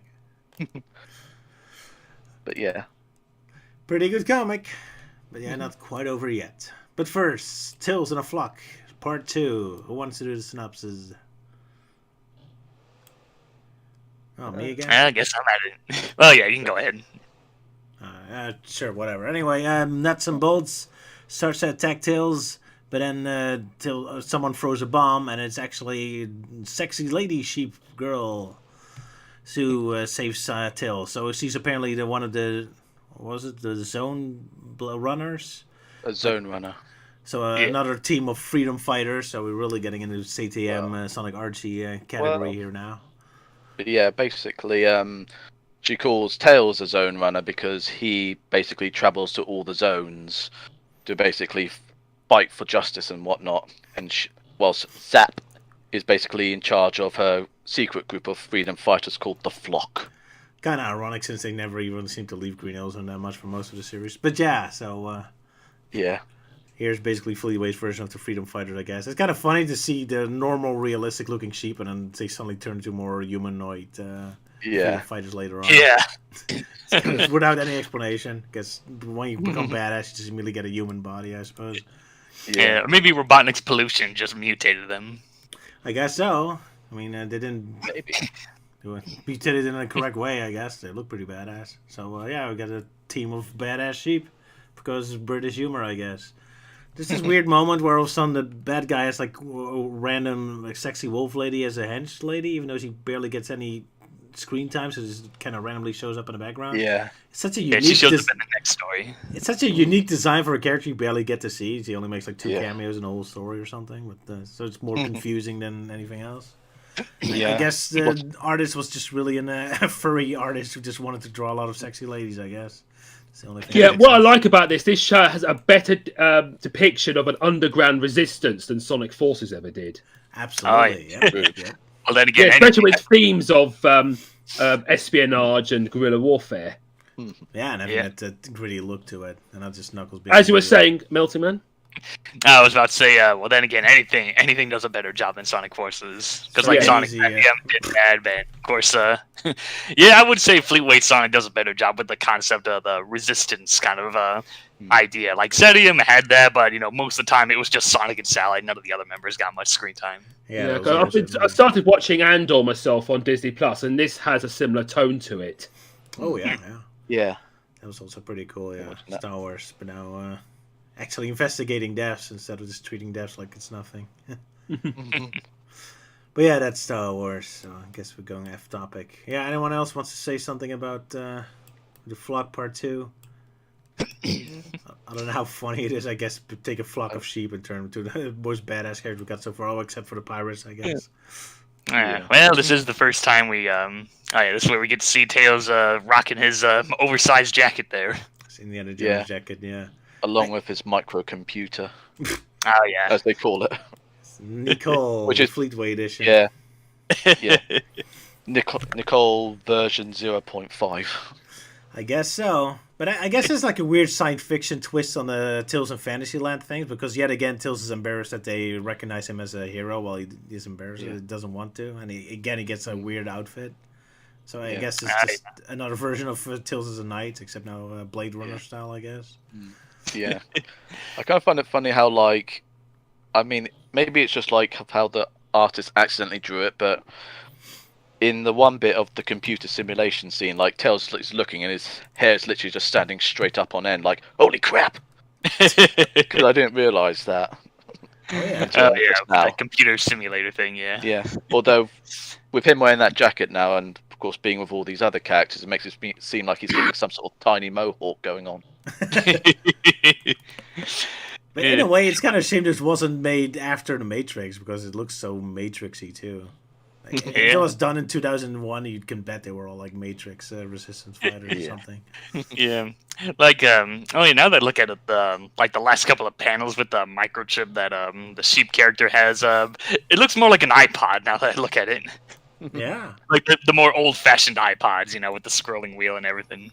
Yep. That's kind of cool. They predicted the future. Take that, Simpsons. Fleetway did it better. Or something. I don't know. But yeah, that concludes this story. Move on to the next one. Because we still have plenty of lot Yeah. to go. Yeah, number what, issue 37, I think. Yeah. So 2 issues left to go, because we want to finish the storyline. Mhm. So yeah, Sonic and Knuckles fighting again, because we hadn't had enough of that before. Who wants to do the synopsis? Oh, I'll do this one. Big arm. Yep, I'll do Yeah. the one. All right, go ahead. All right, so here we go. Robotnik's Revenge. So we have, so we have Sonic and his team getting things packed and moved, and Porker Lewis is trying to get all of Kintapor's data transmitted onto a different power ring, which is taking a while because it's quite a lot of data. But the time is running out because Robotnik has finally located their secret base. So now an all-out war begins. And then meanwhile, Knuckles is still dealing with Robotnik's henchmen, and he's like, "Yeah, I was dealing with this robot, but now I have to start, getting rid of all of his machines, starting with the Death Egg." Dun dun dun. But then Robotnik barges in with his big arms, now destroying the secret base. Lots of stuff happens, like, "Oh, Sonic, I'll defeat you this time." It's like, "Oh yeah, well, bring it on." So, yeah, lots of fighting happens, and then Porker Lewis manages to successfully get all of Kintapor's data onto a power ring. The only downside is that all of Robotnik's henchmen have now sealed off the exits. And then Robotnik's like, "I will destroy you all." And then he gets a call from Grimer. It's like, "Oh, sir, Knuckles came by, and I just killed him." It's like, "Oh, good." And then turns out, Knuckles is actually still alive, and he was just forcing Grimer to say that message. So, yeah, it's not over yet. To be continued. Dun dun dun. All right. Any opinions? Well, I really like how the big arm robot is used here, because it barely appears in the games, but here is like a really terrifying machine of death. Yeah, it is pretty awesome. I was kind of surprised actually utilizing the actual Sonic 3 bosses, because it kind of looks goofy. But yeah, the way how it's treated here is pretty badass, yeah. Yeah, because I think I remember it being the final boss of the Sonic 3 campaign if you're playing as Knuckles, because especially you have to try and fly into it. Yep. It's pretty intimidating. I also love how Launch Base looks like. It's a shame we don't get much of a look of it, but I love it in Linda's art style. For now. But yeah, the sort of like low-angled shot of Knuckles and the Death Egg to give it that Cool dramatic shot. effect. Although does that robot trooper look kind of small? It looks kind of dumpy, yeah. Yeah. kind of He's so almost small. kind of almost going back to like the earlier panel, like comics in which like they were actually drawn to be a lot more stumpy before they went like full size. Looks more like a kid in a costume. Pretty much, yeah. I mean, I guess I get it from artist perspective. It's kind of annoying to have, because if they draw the robot in a proper scale, then Knuckles would be very small in that panel, I guess. Mm-hmm. But yeah, no, it looks kind of funny. They kind of lost their tension anyway. Like when they show up for the first time, they were super intimidating, and now they're mostly a joke. Oh well. Yeah. At least we have Big Arm. And Grounder. Grounder. Well, you know, like a version of Grounder.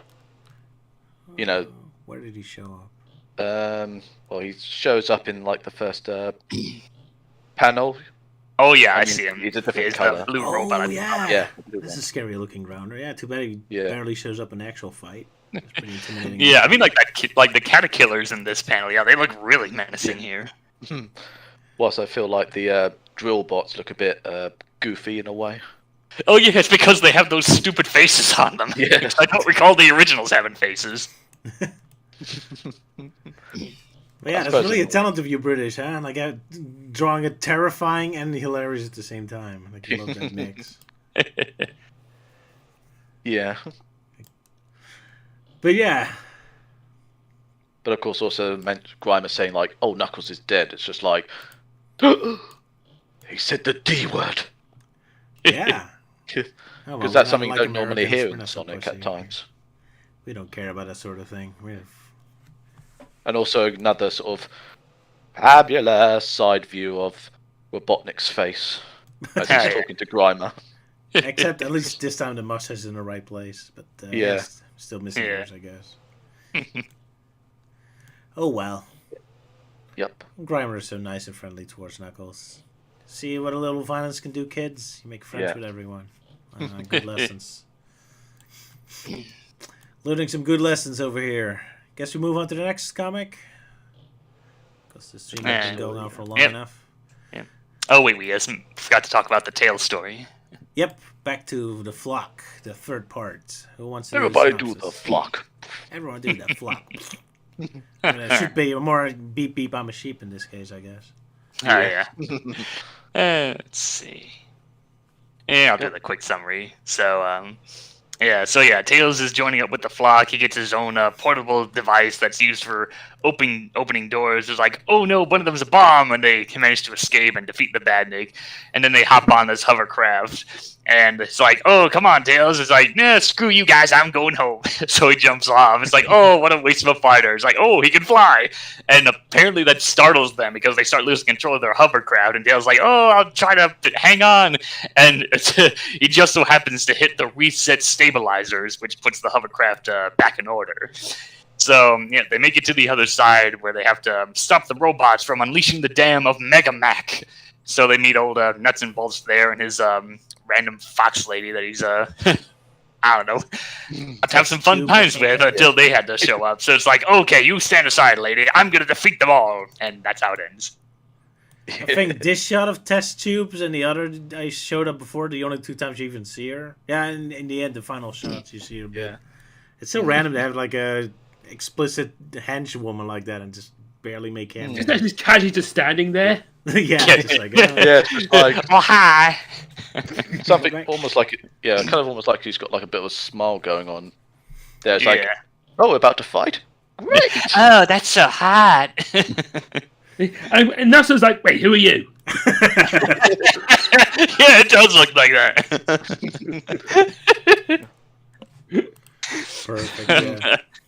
Not sure if that's, but also like when Zap says like that floater will take us to the barrier. I'm like, why do they call it the floater? Because almost sounds very naughty, like a toilet thing.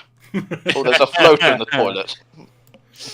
Oh, you silly vocabulary. Yeah. Yeah. Exactly. But yeah, Till's fake death is so pathetic because it's not even like anything heroic. He just jumps stupidly and oh, he's dead. Oh well. I do Oh, like he's how in alive. I do like how in the first page, as she was unlocking the door, there's like a goofy face on the computer thing. Oh right, yeah. Yeah. Happy. Oh, Smile. yeah. Like I said, it's an early version of Nicole, and Nicole is very happy apparently. Yeah. Yeah. Super happy. It's my happy iPod. Yeah.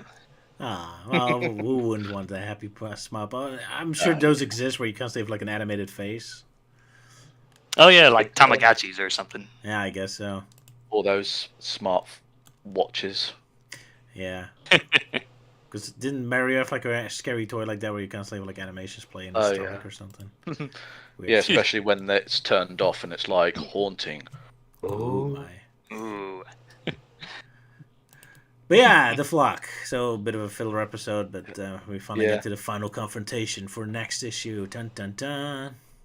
And then we also have Lego Sonic before Lego Yeah. Sonic was a thing.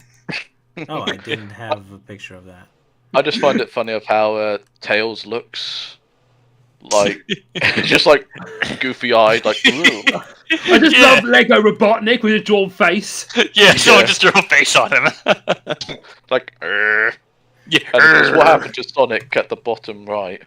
It's like like gravity is finally taken effect of him. Woot. I didn't prepare those pictures. Sorry, Yeah. people. Don't worry, I'm sure Yeah. they'll find it when they check out the pages later on. I guess Yeah. so. Once they hop on to archive.org or whatever Yeah. has scans of Fleetway Sonic. Plenty of And of course, places. the random picture of Sonic apparently dressed up in like a Star Trek costume Oh yeah. and speed lines, Yeah. and he's so happy about it. Yeah. I'm a tricky now. Wee. Gotta love that stuff. Yeah. All right, final issue of today, because this stream has been going on for long enough. Sonic and Knuckles tear it up. Doomed Guy would be proud. So, the big finale of Robotnik's invasion, Robotnik's revenge. Who wants to do the talking? Yeah, I could probably do this because you got this really cool first picture of like Sonic taking on Eggman Robotnik head on with him like, "It's the end for you now, Sonic," and he bounces off, and then Knuckles comes and goes, "Surprise!" and Knuckles like, "I thought you were dead." He says, "He told you what I want him to," and just smashes it down, breaking the glass, and then Sonic is finishes off jealous. Poor Sonic. Yeah. And Yeah, it's like, Knuckles, you're supposed to be dead. My death was greatly exaggerated. Nope. And as Robotnik falls out, he starts sending his badniks against them. So Knuckles bashes a wall to get them out, and suddenly there's a bit of an earthquake with all the badniks just bouncing out, just escape going out. So then Sonic and Knuckles team up to take them all down. And so you got this huge tank with a Robotnik's grinning face on it, with all these bandits on them. You see Johnny Lightfoot, Johnny Lightfoot's face looks kind of freaked out. So, and then you got this really cool image of Sonic and Knuckles beating up all the badniks, as well as Johnny Lightfoot. And as it all disperses, Knuckles hijacks an Eggmobile and flies off. And so Sonic and all his friends are on the lam, so they have to disguise themselves as a traveling circus troupe. And so they all go off into the mountains. Yeah, but it's back to his Bob Yeah. Mickey disguise, yeah. Yeah, I'm surprised they're leaving. So we're actually going out of Emerald Hill Zone finally? Seems so. They're gonna have Yeah, to looks like somewhere else. Guess we'll find out next time. Yeah. And yeah, Amy suddenly shows up after being completely absent Yeah. for almost every story so far. So that's nice. Oh, well, at least it gets more screen time than the Chaotix every time Yeah. Sonic X. I have no idea where I got the Johnny Thunder name from. Because Johnny is such a weird name for a Sonic character anyway, I guess. I know. Was it from some sort of kids TV show of some CGI character called Johnny Lightning or something? No, that's Ace Lightning. I think it's John. Oh, I think Ace Johnny Lightning. Thunder's like a video game character or something. Or Yeah, for PlayStation 1, maybe? Yeah. I was thinking of Johnny Quest, but it's something else entirely. Yeah. Well, I just typed the name on Google, and the first thing that comes to pops up is Johnny Thunders, the singer from the 50s or whatever. Oh, okay. A 50 singer. Rock and roll or more boring folksy music? oh, Johnny Thunder from Lego. He was like a Lego, like a Lego. Oh, version of yeah! Indiana Jones. Yeah, the Indiana Jones type Lego figure. Yeah, he was quite the thing back then for an original Lego IP. Yeah. Cool. Alrighty. Well- Yeah, I always love it when Robotnik puts his face on everything. Like, even when it's like a dark, intense Eggman like this, he still puts his face everywhere. Yeah. It just works awesome. Because again, the At least- British at least with drawing those- style, like, it's funny but scary at the same time. It's a perfect balance. What do you say, Ewan? Sorry. Well, I was just saying, at least they fixed those somewhat.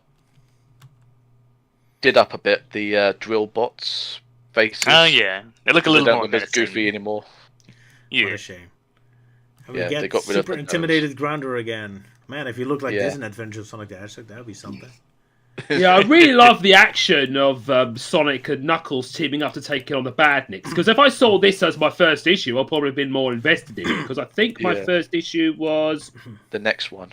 Yeah, 39. That was my first issue. Oh, that'd be interesting for next time. Yeah. Whichever, this is the last one I'm going to see for today.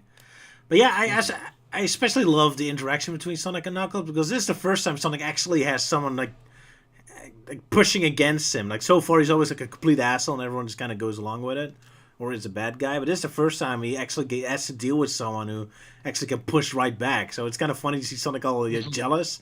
Like, no, you're only successful because I weakened him. It's like, yeah, and Knuckles just doesn't have any of his shit. He's just like, no, fuck you. I'm a badass. Sonic is just really upset about it. Like, no, I'm supposed to be the cool guy. It's like, yay, finally. Sonic gets some pushback. You deserve it. Yeah. You self-obsessed Long little overdue. bitch. I also know how they got this Badnik tank with Robotnik's face on it. Yeah, that's Oh, awesome. yeah. I love it. Yeah. I can only imagine like the note, like the the funnel where the ammo comes out. That would be like his nose. Yeah. I just find it funny that it's like a face of him smiling as opposed to looking like angry. Just like, hey, I'm coming to get you, Johnny. I'm coming to get you. Of course. It's like that card is used. It's because mayhem is about to come. Anyway, here's the Johnny Thunder Lego guy for people who are curious, I guess. Sorry, Hey. I only remember him Ah, from the yeah. Lego Racers game. Yeah. Same with I me. used to have one of the sets. Like it was an Egyptian set that was like, oh, Johnny Thunder's in this car and he has this professor and there's this guy in a top hat and a mummy and there's like this thing where you build this tower where you can like knock it over. Yeah, I think that's for the Lego Racer levels. Yeah, I had one of the more expensive sets, which is like Anubis's Palace, which also came with a little car and a hot air balloon. Ah, Cool. yeah, I had one of the more earlier sets. Yeah. Yeah, it's pretty awesome. Indiana Jones didn't have any. aesthetic, First World War and all that. But whatever, back to Sonic, because we're the Sonic obsessed stream. Dude. Yes. Yeah, pretty cool comic. Yeah, I definitely like the one panel where it's just Sonic and his team fighting off the robots. Yeah, good stuff. Yeah, it's almost good as a poster. Yeah, Oh, yeah. God, there ain't one. that'd be an awesome poster. Yeah, I mean, they didn't like Fleetway do like some poster magazine stuff Yeah. or something. Oh, yeah. Except yet again, Robotnik is looking in the wrong way. That's a big feeling he's coming. Yeah. Well, I guess he's fleeing this time, so now he's an excuse. But Yeah. if you just have it as a poster, it looks funny. Like, oh, I'm going over that way. It's like, everyone's on the other side, buddy. Yeah, Exactly. I think from that high altitude, I think he just notices like a factory. It's like, oh boy, a chocolate bar factory! I can finally get my damn chocolate. I also love the stupid face expression of the caterpillar that's punched by Knuckles. Oh, yeah. Yeah. Giggly, wiggly Yeah. eyes. And you got Porky Lewis in the background going like, should I? Yeah. It's even more perfect. Yeah, Yeah, it's like- stands there confused, like, what the fuck? Yeah. Don't worry, guys. I'm supporting you from the sidelines. I'll go over here, shall I? That's perfect. I love it. Good stuff. Yeah. All right. Guess, and I kind of appreciate that they kind of use another stuff from Sonic 3, the game, that with Knuckles flying the Eggmobile. Although, Oh, yeah. it's another nice reference, I guess. Reference, yay! Anyway, the conclusion of our sheep adventure. Melting Man, you want to conclude this? All right. Let's just get out the pages here. And, Halloween themed fan art. oh yeah, there's the Halloween fan art with Dracula, Sonic, and Green for Danger. Or the Okay, psychedelic right. one. And you got Okay. Where Fox Tales. Were Fox Tales, yeah. Years before the Werehog. Let's see. Alright, here we go. Zone Runner in the Flock, Part 4. It's alright, the epic battle begins against, I keep forgetting his name. I'll just call him Nuts. I'll just, Easy Nuts to and Bolts. I'll just call him Nuts. So yeah, the battle begins where Nuts is pissed off that Tails has mentioned the S word again. It's like, oh, you dirty boy, I'm gonna scrub your mouth out with soap for saying that. So it chases after Tails, and it's like, I'm run out of ammo. Don't worry, I have chainsaws that'll cut you down to size. Mwahaha. So Tails frantically tries to use the iPod to close the garage door, and he does so, but oh nope, surprise! He's able to open it up. It's like, no, close it again. It's like, and then he chops the robot in half, all Terminator style. So yep, they finally they just use the scrap parts of the robots to clog up the cut hole to make sure that the dam doesn't break free. So like, well done, Tails. We'll take care of these random members of what's her name. So like, okay, yeah, take care. And then he uses a trash can lid to slide down. And Sonic's like, hey, what are you doing, Tails? There's work to be done. There's no time for playing. And it's like, Tails like, oh, here we go again. Exactly the And same then ending as Last Fantasy story. So yeah, it really is the same as those. Yeah. Yeah, so like I said, though, the female sidekick barely does anything. She gets a quick cameo at the end, but that's about it. Yeah. I Apparently did absolutely nothing. Yeah, and apparently the best punishment of keeping them contained is in toxic chemical drums. That's kind of dark. I hope it's clean Broadly out. used. Oh, well. Yeah, I mean, kind of a cool sort of like panel when the door opens up again, as like nuts and bolts is literally just coming through just as literally saw up Tails into tiny bits. Yeah. So kinda like, surprise, like that. motherfucker. Yeah, I really like the homage to Terminator in these panels. Yeah. Yeah, it's really like a science fiction hodgepodge of things. Pretty cool. And then also in this other one, you got this like horrific looking brown sludge over the wall.